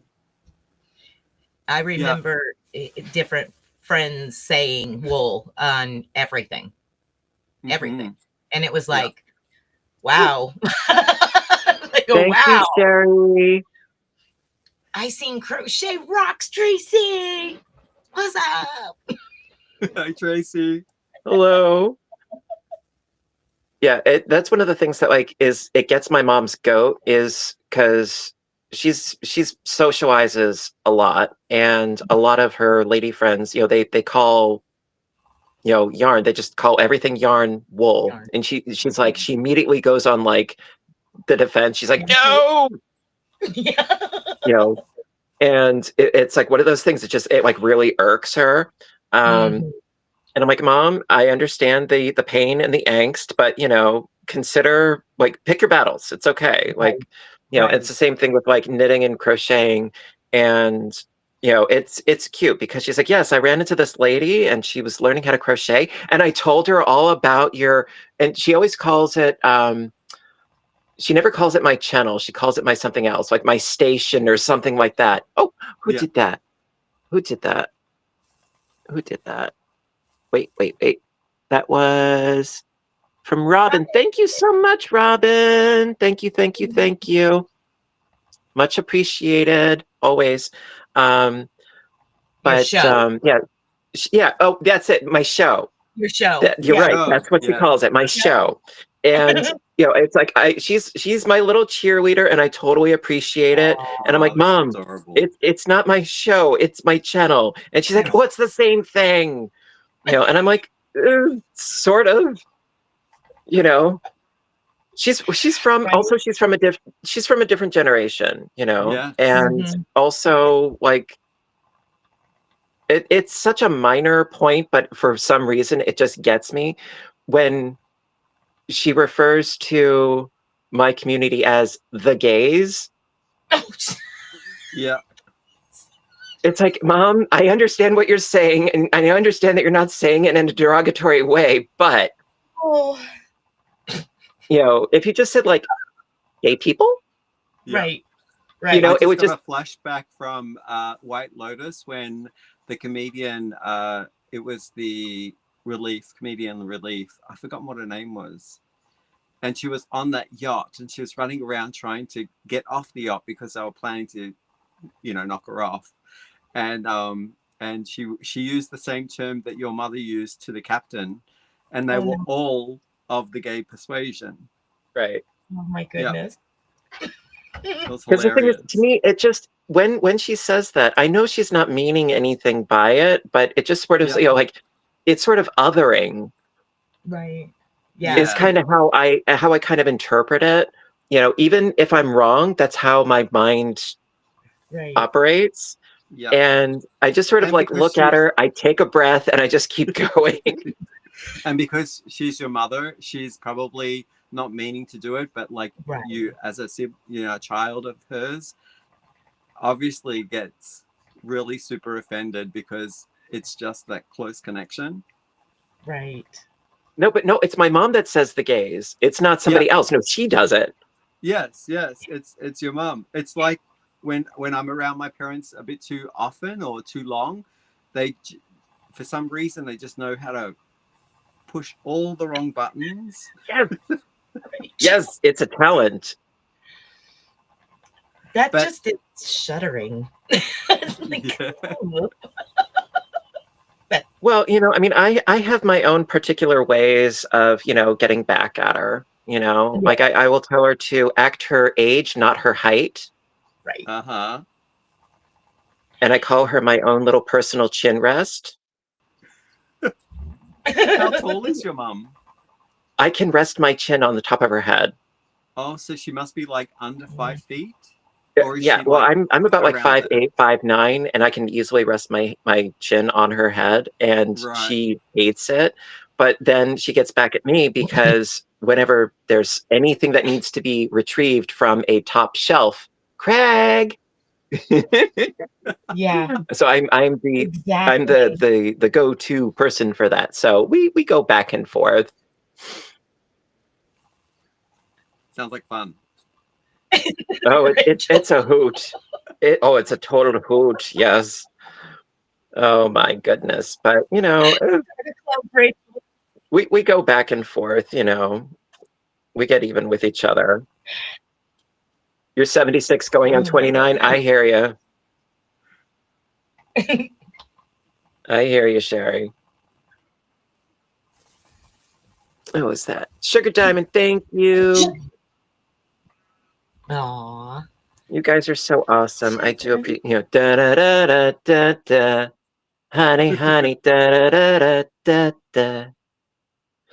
da. So I got a book recently. I heard about it, and I couldn't resist. And I was thinking about doing an audiobook narration of it. It's short.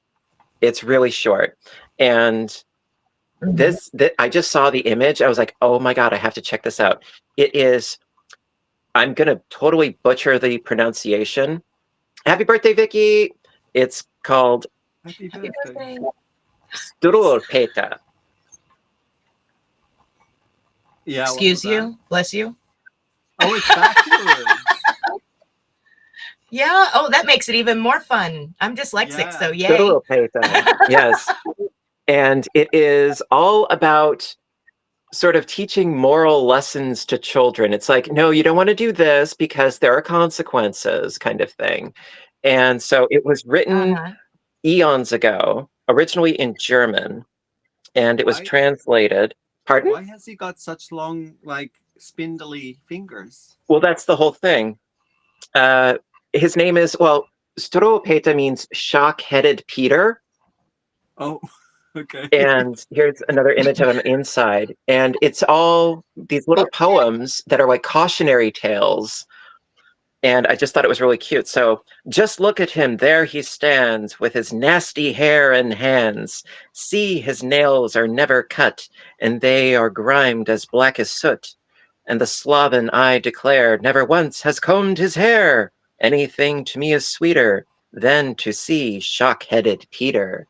Oh, very good. You know, And when so you you showed have, it, I saw Edward Scissorhands in there.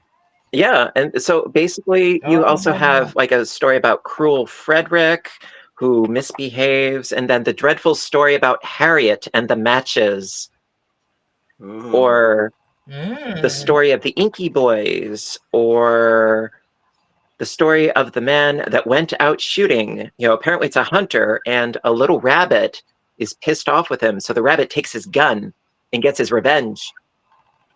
Wow. Another one called the story Okay. of Little Suck-a-Thumb. Apparently, all this kid would do was suck his thumb, so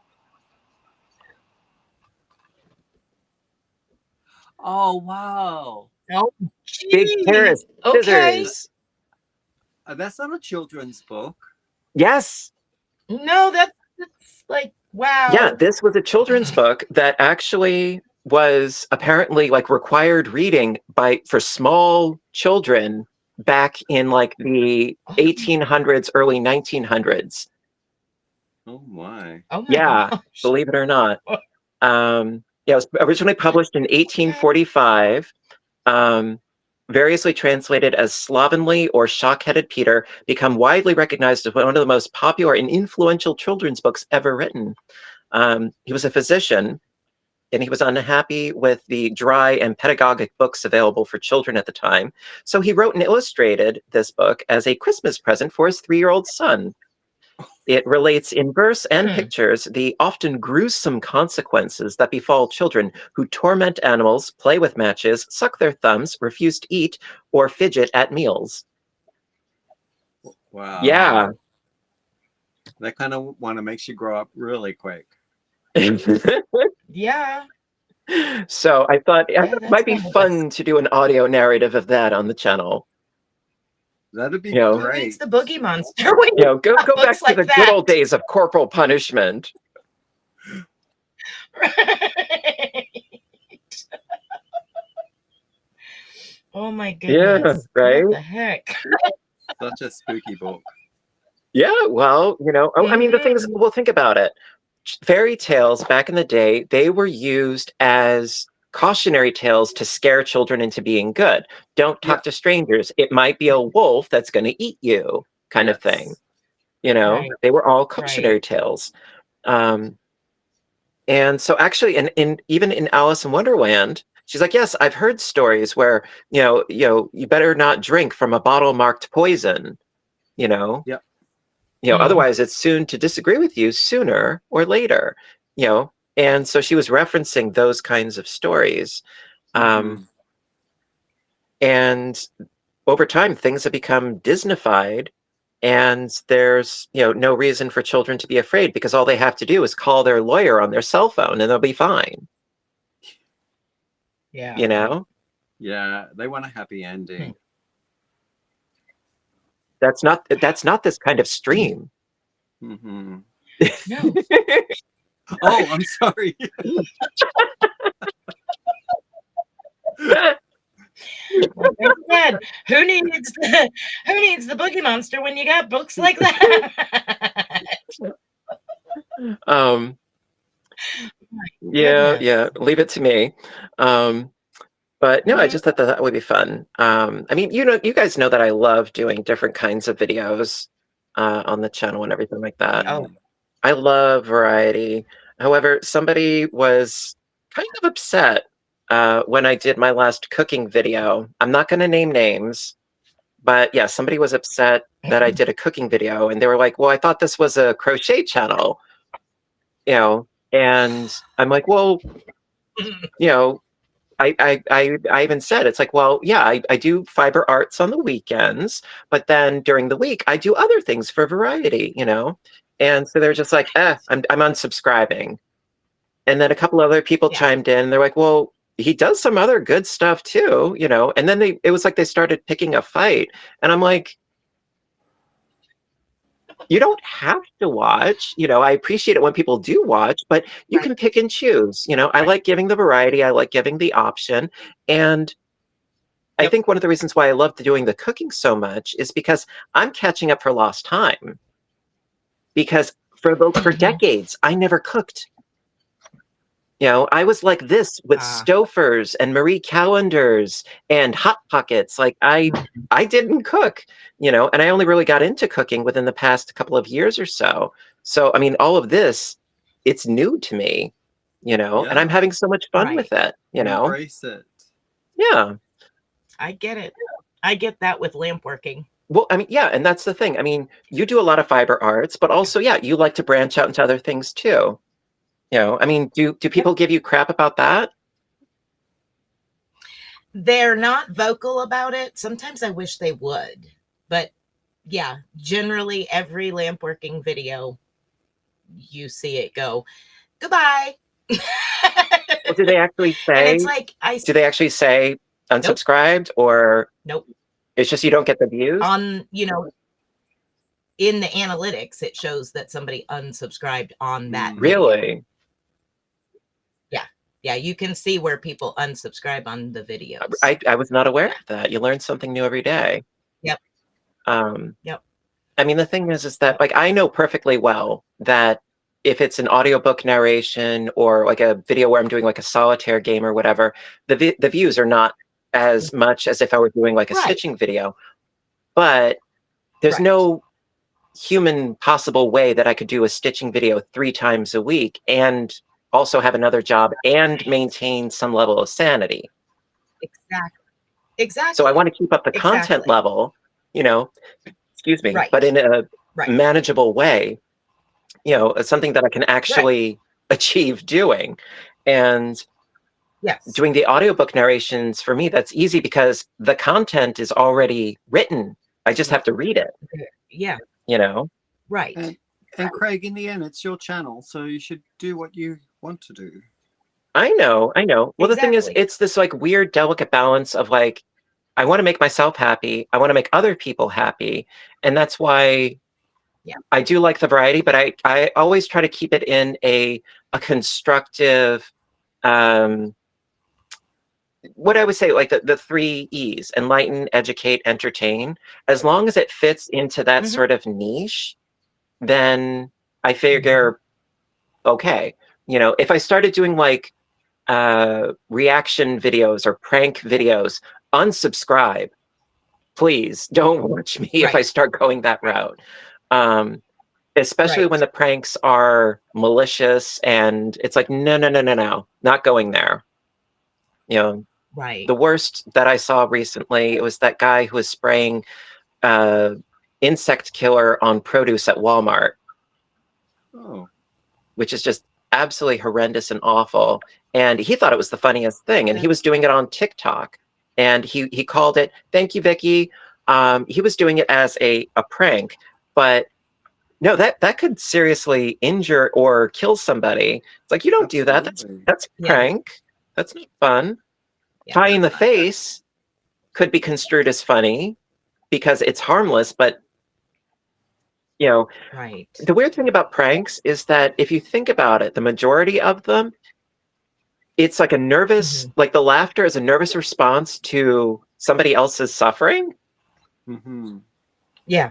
You know, it's weird. It's like somebody falls down the stairs. Your first instinct is to laugh, but it's like a nervous laugh, you know. I laugh, yeah. You know, like that's why I try to keep like my humor more like witty or, you know, sometimes a little bit off colored, but it's more verbal as opposed to practical, you know. Yeah. No slapstick. However, Peter Sellers, I loved his slapstick. Yeah. The Party. That was awesome. You know that movie? Yeah. Oh, Birdie Num Num. Birdie Num Num. That yes, was Howdy Patana. Yeah. That was adopted by our family when we were ever sitting down eating chicken. Was it a Cornish hen that ended up on the lady's hair? I think. Yes, in her tiara. Yeah. For those of you that don't know, The Party was a great movie with Peter Sellers. It was sometime in the 60s. Peter Sellers plays an Indian actor named Horundi V. Bakshi. And he is a terrible actor. and he accidentally destroys an entire movie set. And the producer wants him written out of the business, but instead he gets put onto an invite list to the producer's house party in this really elaborate, rich mansion house. And he gets invited to this party, and he's like, he just wants to mingle and fit in and, have a nice time. It doesn't really go very well, but there's a lot of like practical humor and slapstick in it. It is hysterical. It's a feel-good movie. It's really, really good. Would totally recommend it. It's definitely right up there with Being There. Loved that movie. I think that was one of his best. If you've seen the Pink Panther movies, I mean, those are awesome. But Being There and The Party, chef's kiss. Would totally recommend. But yeah, you're one of the few that actually know of The Party. Yeah, I was working in a theater when I was going to university, so I kind of have a obscure sense of like what I have seen in the movie genres. I worked there for maybe 8 years, and I actually learned how to project as well. So a lot of the times when the movies came in their big reels, I had to make them up, and then I would sit in a cinema all on my own and watch them to test that the joins were done properly and nothing was out of frame and all the connections went through the projectors properly. So I actually did see a lot of movies in my time. Good night, Crochet Rocks. Good night, Tracy. Now, it's funny though. Have you ever seen, it was called The Smallest Show on Earth? No. Ooh, you need to see that now. No. You need to see that because it was a Peter Sellers movie. Okay. And it's about a movie theater. So now you have to.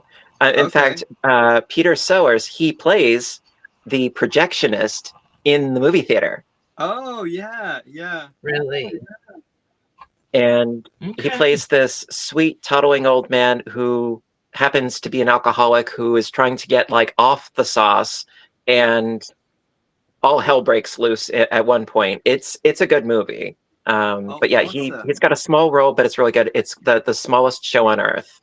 Okay, I'll write that down so I don't forget. I am just gonna duck out for a moment and be back, but I will turn off my camera. Okay. There we go. Good night, Tracy. Good night. But yeah, I love Peter Sellers movies. I mean, I know I must have said that before in this channel, but I do love his work because he was such a versatile actor with so much scope and range with all the characters that he's done. I mean, as far as him personally, from what I've seen and heard, like as a person, he was an awful SOB. But as far as an artist, he was brilliant. Like if you can separate the two, right. as far as the work that he did, he was brilliant. As far as him personally, you wouldn't want to know him. I know a few people like that. So with that, I said I know a few people like that. We all do. Amazing artists in their own format, but other than that, it's like for all of you out there in YouTube land, you don't want to see me before I've had my coffee. You really don't want to see me before I've had my coffee. My mom can tell you that.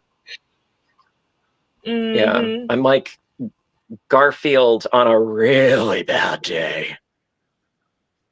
Right? Thank you, Sissy. As Nessa said earlier, she said, I'm not everyone's cup of tea.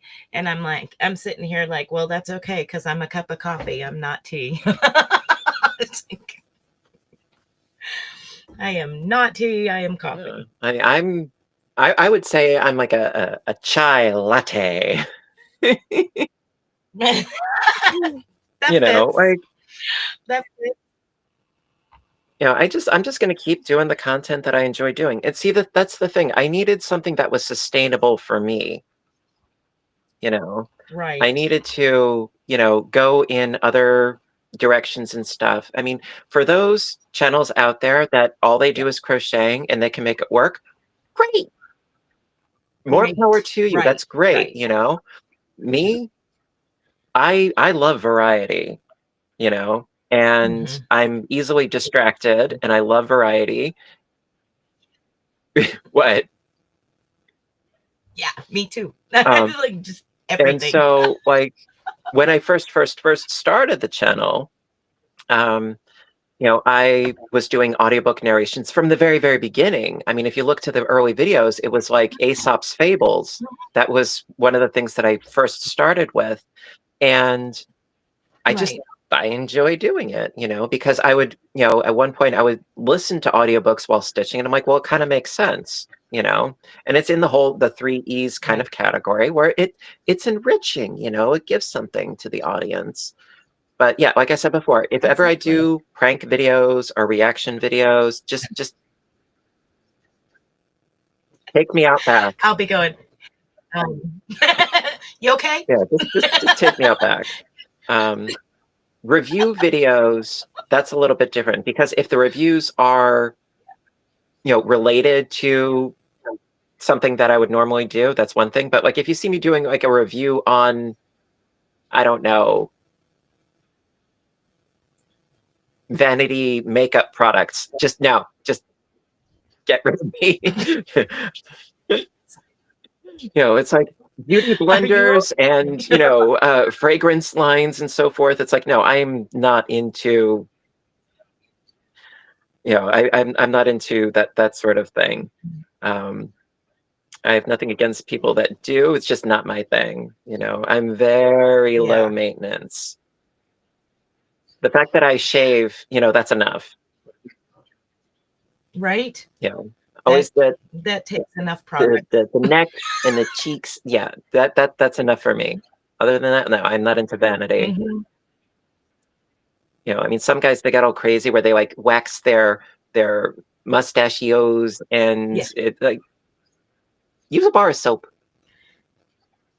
Just use a bar of soap. You're fine. My dad always had a handlebar mustache for like probably, you know, most of my life up until maybe the last 10, 12 years of his life. But he always had a handlebar mustache, and he always would use VO5 and wax it out and everything. And or he would, you know, curl it at the end. Oh my gosh. So your dad was the Lorax. Yosemite Sam. Okay. Yeah, Yosemite Sam. That was actually, there was always a joke when we would go to the feed store to pick up feed for the farm, you know, the horses and stuff. They always, you know, Yosemite Sam. He had the Yosemite Sam keychain on our truck that we hauled feed on. The mud flaps on it were Yosemite Sam. Did it say like, you know, back off on them or something like that? Yep. Yeah, I've seen those. I've seen those. Yep, it did. Exactly. Exactly. So Gary, you ever rock the facial hair? What's that? Sorry. Do you ever rock the facial hair? I can't grow it. No. No, I'm. Really? I don't know. My skin is kind of like. I guess it's continually being, you know, prepubescent. It hasn't grown up yet. Well, then, baby face. but that's the thing, though. On the other hand, it's like, yes, you are always going to look younger than you are. So there's something to be said for that.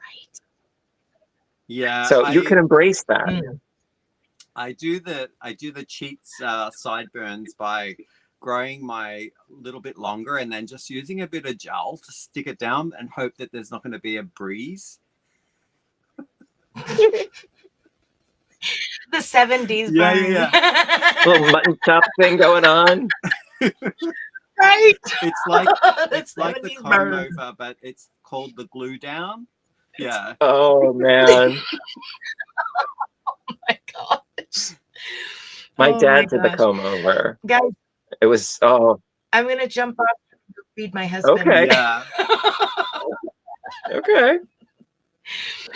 Thanks for having me up, Well, Greg. thank you for joining. Gary, Thank you. see y'all later. having such a good night tonight. Yeah. You know, we had Russ and we had Michael and Spring and you and Russ. You know, hopefully feeling better next time, because I always like having him on because he's a real. Yeah. Have you ever seen him play his gaming channel? No, I haven't, and I should Ooh. go across and check it out because he's You such should. a like effervescent character. Yes, he is. And right now he's still working on Alien Isolation. And for those of you out there in YouTube land, check him out, PandaMoniumExpress. You won't regret it. He often refers to himself as a and so I send him like memes of like anthropomorphic potatoes that are terrified hiding under hiding under a bed, because a lot of the game is hiding from the alien. Panda, don't put yourself down. You know, it's a hard game. I never finished it because, you know, you're trapped on an alien, like on a spaceship, and there's the alien, you know, he'll pop out of a ceiling vent and he'll, you know, charge at you, and the next thing you know, he put his, you know, inside face through your chest. You know, it's a creepy game, but Panda is hysterical, and you know, it's a lot of fun watching him. And if you ever missed the live stream, he does have the replays on his channel, PandaMoniumExpress. Check it out. And if he's maintaining his schedule, he should be on tomorrow night at, I believe it would be 8 o'clock Eastern Standard Time, if I'm not mistaken. But he's been really good about keeping his schedule up lately. And I'm very proud of him for that. And, you know, want all you guys to show him the love, because I want to see his channel, you know, blossom and grow and everything, all that good stuff.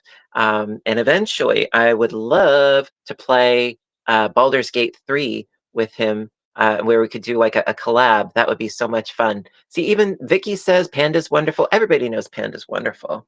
Yes, everybody knows. And so yeah, got to share the love, you know. I mean, I do my video game channel too, but I always admit he's a lot funnier than I am. You know, I think that I'm humorous, but I think he is just plain funny. Good stuffs. But got these little paper hexies all over the place. They like multiply.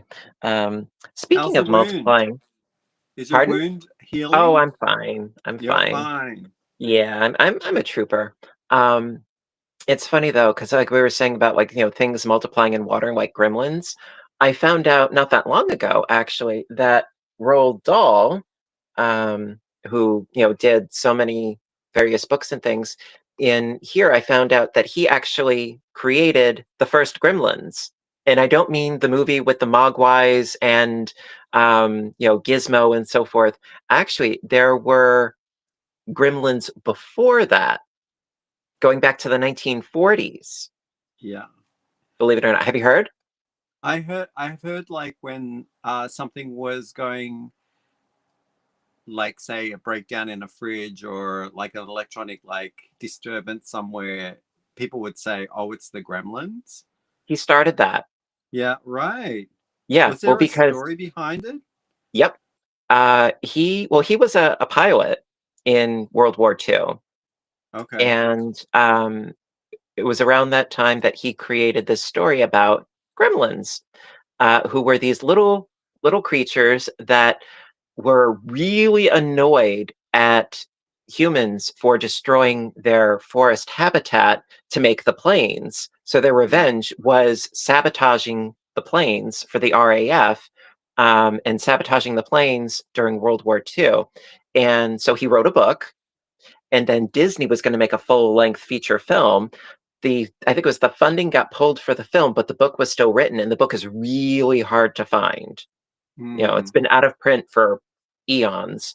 it's like I think I saw on Amazon it was outrageously expensive, so No. I'm getting it.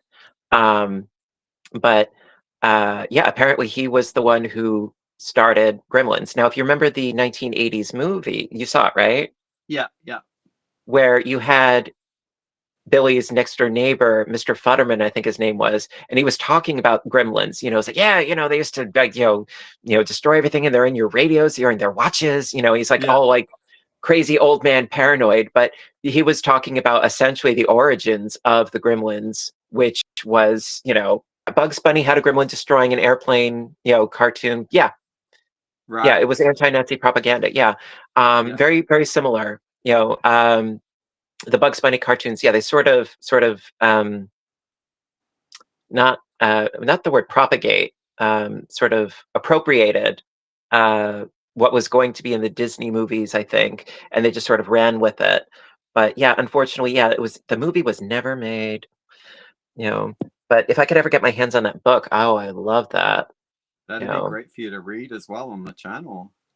That one, I don't think I'd be able to because it's not 50 years anything old? by Roald Dahl is still considered too new. Okay. Yeah. Like if I could read Roald Dahl books on the channel, oh my God, I would have a field day. Yeah. Just reading, Charlie and the Chocolate Factory or The Witches or Matilda or James and the Giant Peach, I would love to do those, but can't. I have to stick with the public domain stuff. Otherwise, I would get myself in trouble. Absolutely. Yeah. No thanks. That's why I stick with the older stuff. Like this, I did, research. This one I could totally do because this one was from 1845. Oh yeah, that's old. So yeah, it's fair game. It's a But little someone freaky. actually had to put that in print and publish it. So was that just like someone picking up that story and going with it? I'm sorry? Like the book that you held up isn't 1800 years old. It's not from the 1800s, is it? Well, no, not this actual copy, no. Yeah. But I mean the stories themselves. I mean, this is reprint. Yeah, it's But as reprinted. far as the original, it was written, well over 100 years ago. Yeah. And so in that case, yeah, it's totally up for grabs, Mhm. because yeah, if the copyright is renewed, it automatically expires. And so it depends on who wrote it, when it was written, et cetera, et cetera. So it's always good to check, Yeah. but like, anything by Lewis Carroll, that's why there've been so many adaptations of his story, Yeah. because it's public domain. Yeah. If you ever watch like a cheesy movie or something like that, and in the background, this happens all the time. In the background, somebody watching TV, say it's like a movie about Halloween, and like it takes place in Halloween, and somebody is watching a movie and it happens to be Night of the Living Dead. There's a reason for that. The original Night of the Living Dead is public domain. Okay. It was never, the copyright never stuck because when they did the title screen, they didn't add the little copyright circle. Oh, wow. And because of that, there was never a copyright on it. Therefore, if anybody wants to have that on, in the background or whatever, in any of like their movie or whatever, they can.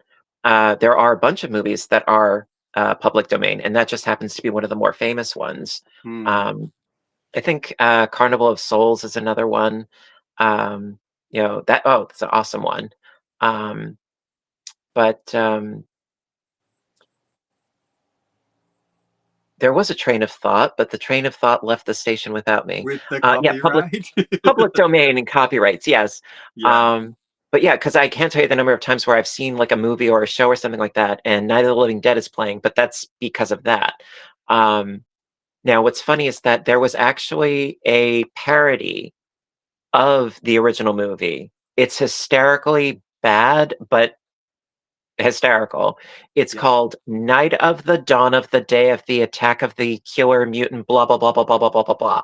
It's like this really protracted long title, but the visual is all Night of the Living Dead, Yeah. but they completely changed the audio. Right. That's all they did. They just dubbed So over the entire they movie dubbed into a over it. comedy. So it's like Pardon? a kung fu movie. Yeah. Yeah. I mean, they completely dubbed over the entire thing. It's hysterical. I'm Yeah. pretty sure that you can find it on YouTube. And it's one of those where it's so bad that it's good. Yeah. And so like when during the movie the car catches fire and explodes, all of a sudden you hear like a PA system saying, "Okay, the barbecue has begun. Line up. No pushing. The barbecue it's begun." And you see all the zombies crowding around the car that's on fire and taking a piece. Yeah. It's funny. But yeah, I mean, I just, as long as I stick within the public domain guidelines, then I'm fine. But I like doing the audiobooks, it's fun Yeah. stuff. It's great. Talking about things that went so wrong, it was so good. I went to see a amateur production of Young Frankenstein, Uh-oh. and it was almost like they were short-staffed with the people backstage moving all the stuff onto stage. Yeah. And if you could imagine things that fell apart, or even like wardrobe malfunctions. Michael, I'm sorry to interrupt you. Michael yeah. just gifted 20 memberships. Dude, Oh, thank you so great. much, That's you sweetheart. awesome. Thank you so very much. Even when he's not here, he's here. Thank you so much, It is. Michael. I really appreciate it. Thank you. That's so incredibly sweet of you. So they didn't have enough staff? Yeah, and everything that could go wrong went wrong. So Oh, no. people needed to do their wardrobe changes on their own. So they were coming out with half the past character still in half hanging off their bodies because they didn't have enough time to race back and change properly. Oh, dear. So in the end, because it's a comedy anyway, it just made it that much more enjoyable to watch because the acting wasn't fantastic. It was the fact that they persevered through, that it was almost like applause at the end for, "You guys did it." And it was like, You survived. yeah, you survived, you got through. No, that's So great. we always refer to that when things go wrong, we're like, "Oh, it's just like watching Young Frankenstein." Yeah.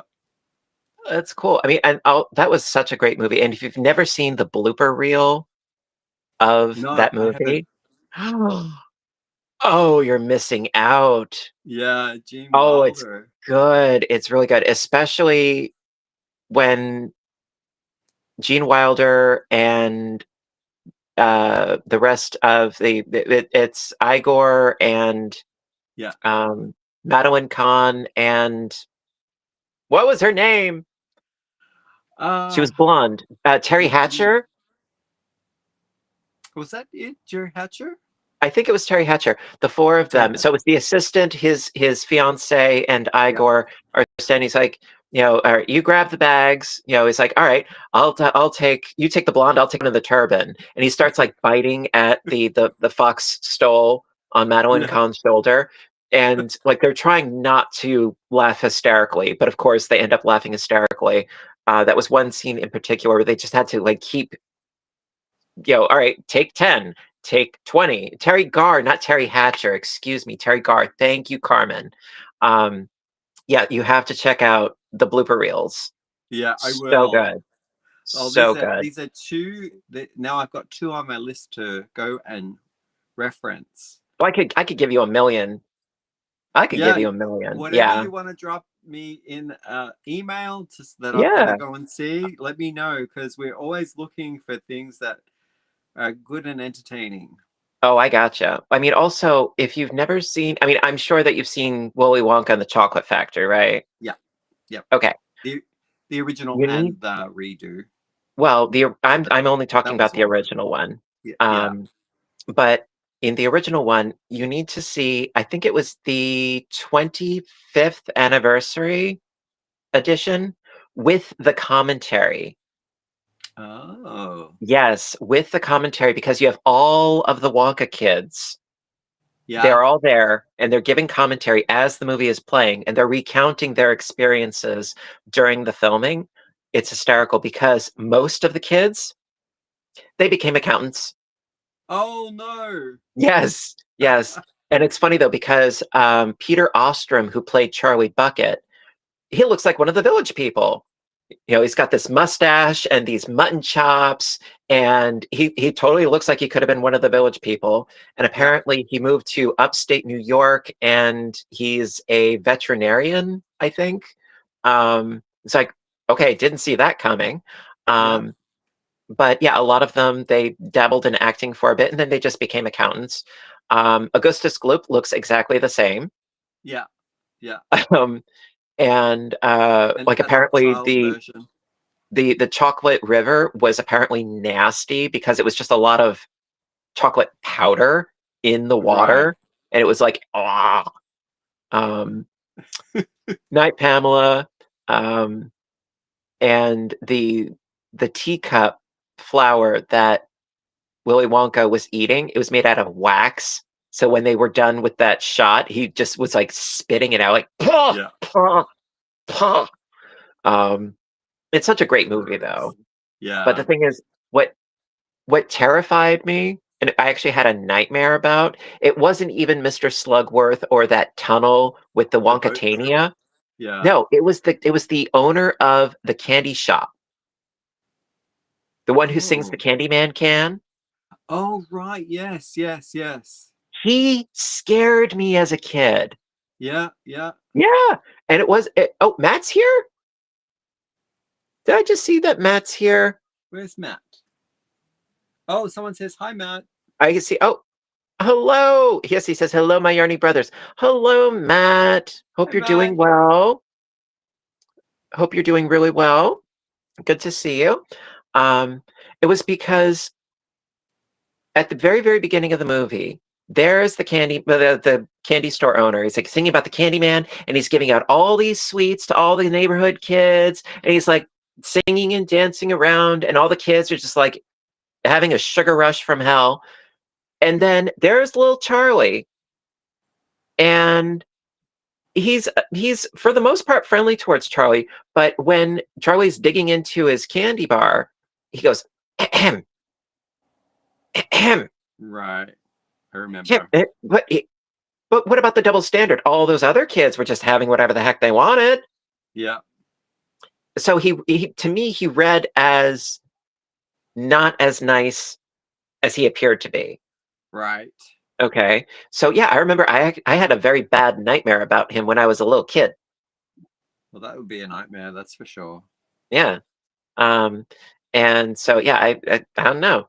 I mean, Slugworth, of course, was terrifying. There was something very reptilian about him. The hooded eyelids. The candy store guy had a side hustle as a dentist, Michael says. No, there's just something obviously creepy about Slugworth, but it was like what was creepy about the candy shop owner was that his creepiness was more subtle and more implied to me. It's like read between the lines. The guy's creepy. Yeah. It's like he's got kids in his crawl space, kind of creepy.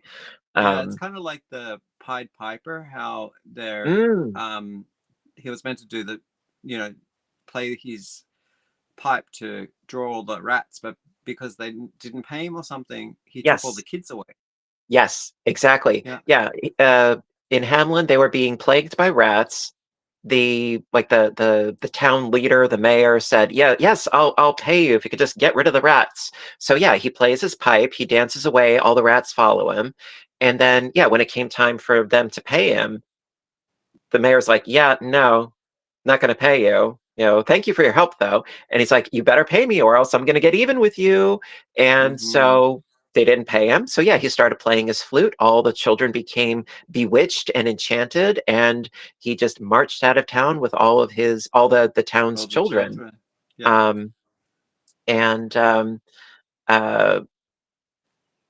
Maybe that's the same kind of feeling about like the power over children that you picked up on. Like no one should have all that power, No.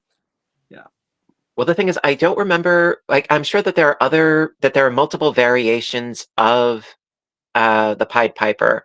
Now, I can't remember if he just sort of stole all the children or if he had all the children like go off a cliff into a river and drown. Oh, Because something tells me, like, I think I remember somewhere maybe hearing that, or that was like alluded to or something. yeah, I didn't hear Yes, it. Slugworth would have been in-house Slytherin. You were totally right. Um, but yeah, the Pied Piper was just, creepy, creepy. And the thing is, the story's been retold so many times. If I ever could find like an original version of it that I know was public domain, yes, I would totally love to read that on the channel. Just like there are a million and one versions of Cinderella and Rapunzel and so forth. If you're going with Andrew Lang or Brothers Grimm or Hans Christian Andersen, they all had their own different versions of it because a lot of the early stories were all orally passed on from person to person to person, and then it was just whoever was lucky enough to write it down first, Yeah. and then of course different people heard different things, so they transcribed them differently. um like Hansel and Gretel, there are a number of different versions of that. Did you ever see the movie Gretel and Hansel? Is that the action-packed one where they're older? Okay. No. Well, you're thinking like Hansel and Gretel, like witch hunters. Yeah, something So like that. this one, it's called uh specifically, it's not Hansel and Gretel, it's Gretel and Hansel. Okay. Even the cover art is creepy because you have this old woman pulling out a strand of hair with a bow on it out of her mouth. Wow. Oh yeah, the witch is really creepy. Yeah, that's Really creepy. creepy. And so the protagonist is Gretel, and she's not a child, she's more of like a teenage girl, and her little brother, yeah, they have to flee their home. The mother goes crazy and uh, basically says, "Kids, you have to leave. You have to go. We're starving, you gotta go." And so they try to make it on their own. They end up finding the witch. It is not for children Oh, right. Yeah. at all. It is definitely a much more of a horror movie, but it was very well filmed. The acting is good. The special effects are good. Um, When did they film it's this, do you think? when I Yeah. want to say within the past 10 years. Okay. So in the You know, 2000s. I want to say um, maybe like 5-ish years ago, maybe Yeah. less. Um, okay, if you've ever seen, okay, did you ever see the remake of It? Yes, I did. She Yes. Beverly is the actress. Okay. Yeah. Yeah, short red hair. Yep. She was also in a show called I'm Not Okay with This on Netflix. She was the protagonist in that one as well. Right. I think I watched that too. I Yeah, watched that. I'm not okay. Yeah, with this. great, great, great, great actress. I don't know her name. I'm sorry. Yep. But yeah, I'm Not Okay with This was also a great series. Unfortunately, they only had one season, and they Mhm. ended it on such a teaser. I Oh, hated it, yeah. Yeah. but it was such a good, good, good. What I'm trying to see a comment. Stephen King's People Under the Stairs. Stephen King wrote that? Hi, I thought Samantha. that was no, that was Wes Craven. I thought The People Under the Stairs, incestuous. Let me see. Incestuous brother and sister kidnap kids and lock them in the basement because kids sin, make them they make mistakes. Um, yeah, I think that was Wes Craven that did The People Under the Stairs, if I'm not mistaken. That movie freaked me out as a kid. You ever see that one? No, I haven't seen The People Under the Stairs. It's very dated, like Yeah. very, very, very dated, like 1980s dated, but it Okay. was good. It Okay. was good, but it's And dated. there's a lot of movies that I've seen that if I watch the first 20 minutes, I'm like, okay, I've seen this. Because it doesn't register when I hear the title until I'm actually submerged in like the first few minutes of it. And then I'm like, you know what? I have seen this, and that's kind of a handicap that I come to the living room sometimes with, because we're looking for something to watch and all the thumbnails are up there, and I'm kind of like, maybe I've seen it. And if I have, I'm like, oh, I've seen it. So we have to start all over again and look through the thumbnails. So I really don't have the best memory for what it is that I've seen, the name of movies. Does that happen to you? Sometimes. All right. Did you ever watch the movie The Children? All right, Scott, if you mean the movie The Children, where a school bus travels through a radioactive cloud and then the children become sort of like zombies in a sense, and their fingernails are black and they want to hug people. And when they hug people, their victims go up in flames. I've seen that movie, yes. And the only way to kill them is to cut off their hands. Right. Yes, I've seen that. To answer your question. Did you get it right? I think so. Okay. Yeah, I saw that. Oh God, The Children, that was back from like the 1970s or so. I mean, the production quality was awful. Awful. But yeah, I've seen way too many horror movies for my own good. I will be the first to admit it. I still have yet to see that fairly recent remake of Nosferatu. I have it here. It's just a matter of, well, getting to watch it. I've just been so preoccupied with like everything.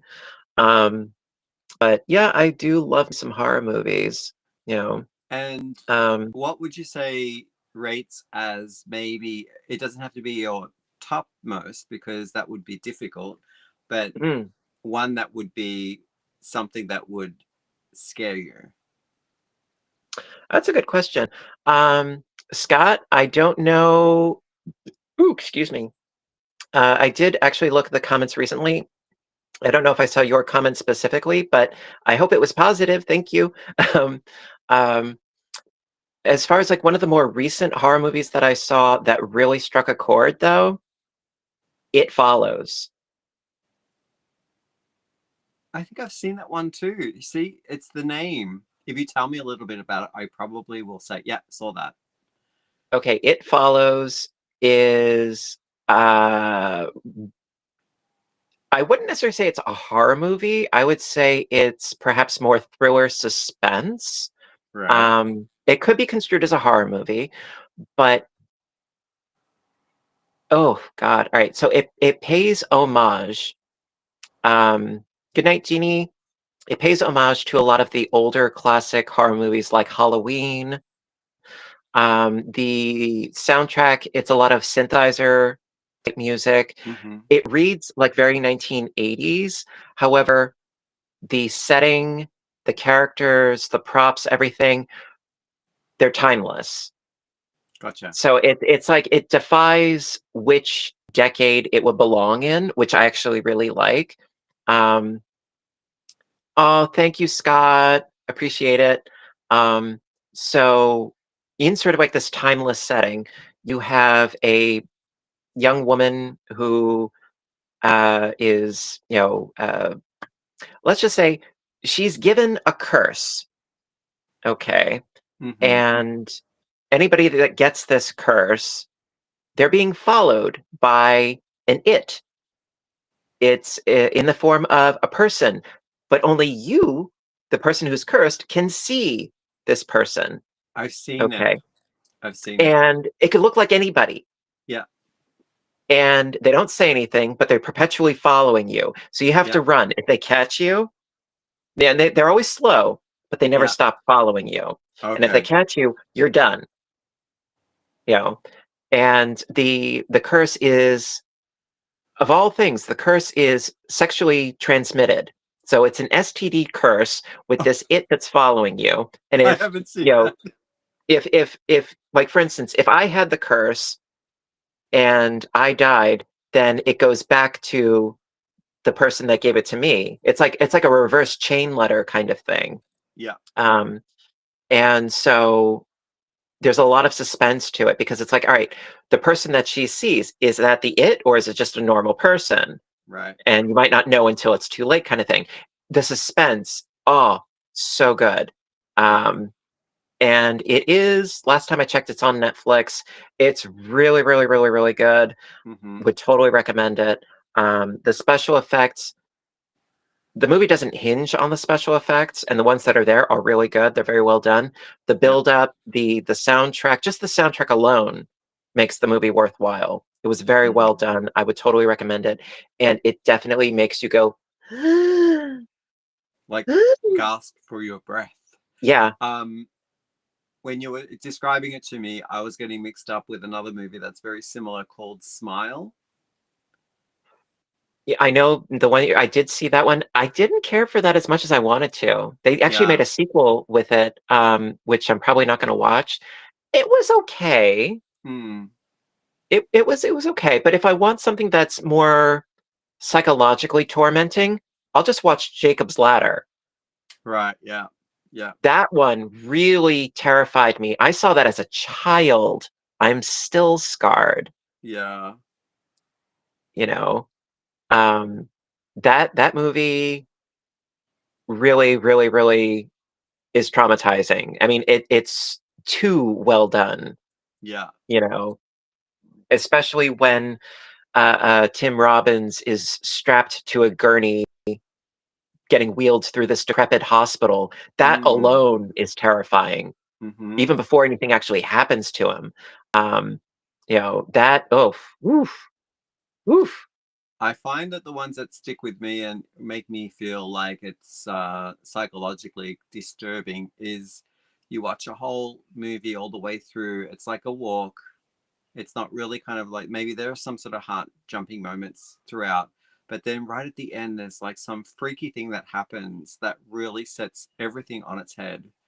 Those are the ones that I kind of like, I need to have like something afterwards, like a comedy or because I can't go to sleep and I'm so wired and I completely think about that one last moment in the movie and then it sort of like stays with me way too long. So it does mess with my mind.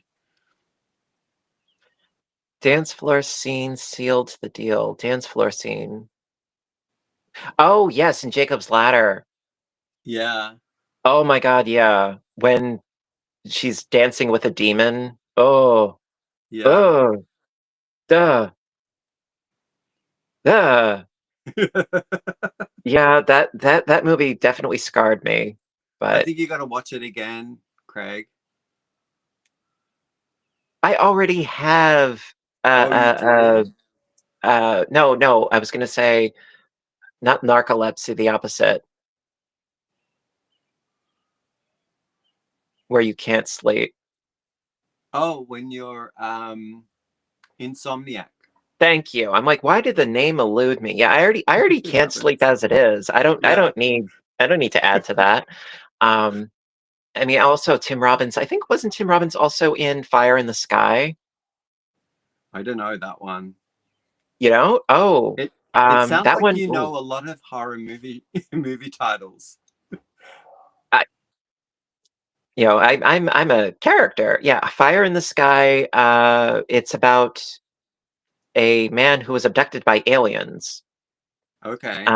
And it is through his perspective, through memory and so forth. I mean, oh God, it's been decades since I've seen it, but it's kind of terrifying.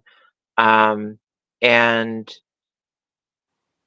so the book, I believe, if I'm not mistaken, whoa, okay, I'm sorry, I hit the wrong button. Fire in the Sky. No, I'm thinking of Communion. I'm sorry. Because there's a different thing. I will allude to it. Fire in the Sky. So this guy, he says he was abducted by aliens and so forth, and of course nobody believes him. Of course, but the whole movie is about his experience. Yeah. It Fire in the Sky, based on a true story, says Knit and Crochet Tiger. I mean, personally, I don't believe in aliens. That's just me. But then again, I haven't been abducted or probed or anything, so who am I to say? Um, but there was another author. His name was, I think it was Whitley Strieber, I think, and there was a movie, also a book called Communion, and Christopher Walken played him in the movie. And it was about a guy who also had interactions with aliens. And the thing is that that author also wrote the book or the story called Wolfen, and Wolfen was really good. Have you heard of that? No. Okay. You have to write all of them down for me, Craig. You're just making the list longer and longer. I know. Now, so I think Communion is what happened to the author who wrote Wolfen, but I don't think that Communion was a book by the same person. But Wolfen is about an investigation in New York City in the 1970s. Gregory Hines was in it. And so you have this investigator who is investigating a murder of like a very, very, very well-to-do rich couple. And the murder was very odd. There were details about the murder that was just very, very odd. And so they're investigating and so forth. And apparently it's about werewolves in New York that are invisible. Oh. Yes. Okay. So when you are seeing through their eyes, it's all like heat, like the heat lens where you see like their heat signature. Like infrared? Yeah, like the movie Predator, kind of like. Yeah. And so and the werewolves are Native Americans who are basically getting even for having their land being encroached upon. So they're getting their vengeance for having their homes stolen. So they're killing the ones that are responsible for losing their land. You know, so it was interesting. I can't remember the lead though, but I remember Gregory Hines was in it. And so that was circa 1970 something. Definitely need that list. And I'll be reporting back on whether or not they were scary enough. Okay. All right. So I think it's been like 2.5 hours. Good night, Matt. Matt. It's been 2.5 hours. So I think we're going to call it an evening. But listen, I want to thank you so much for joining me short notice. I really appreciate it. And all of you fabulous people out there, I want to thank you for joining me. And stay tuned for tomorrow because it won't be a cooking video. No, it'll be a crocheting video. And listen, all you fabulous people, have a beautiful night. You know what to do until next time, right? Stay inspired, stay caffeinated, stay stitching, stay fabulous, take care of yourselves and each other, and I will see you guys in the next video. Bye for now, everybody. Have a great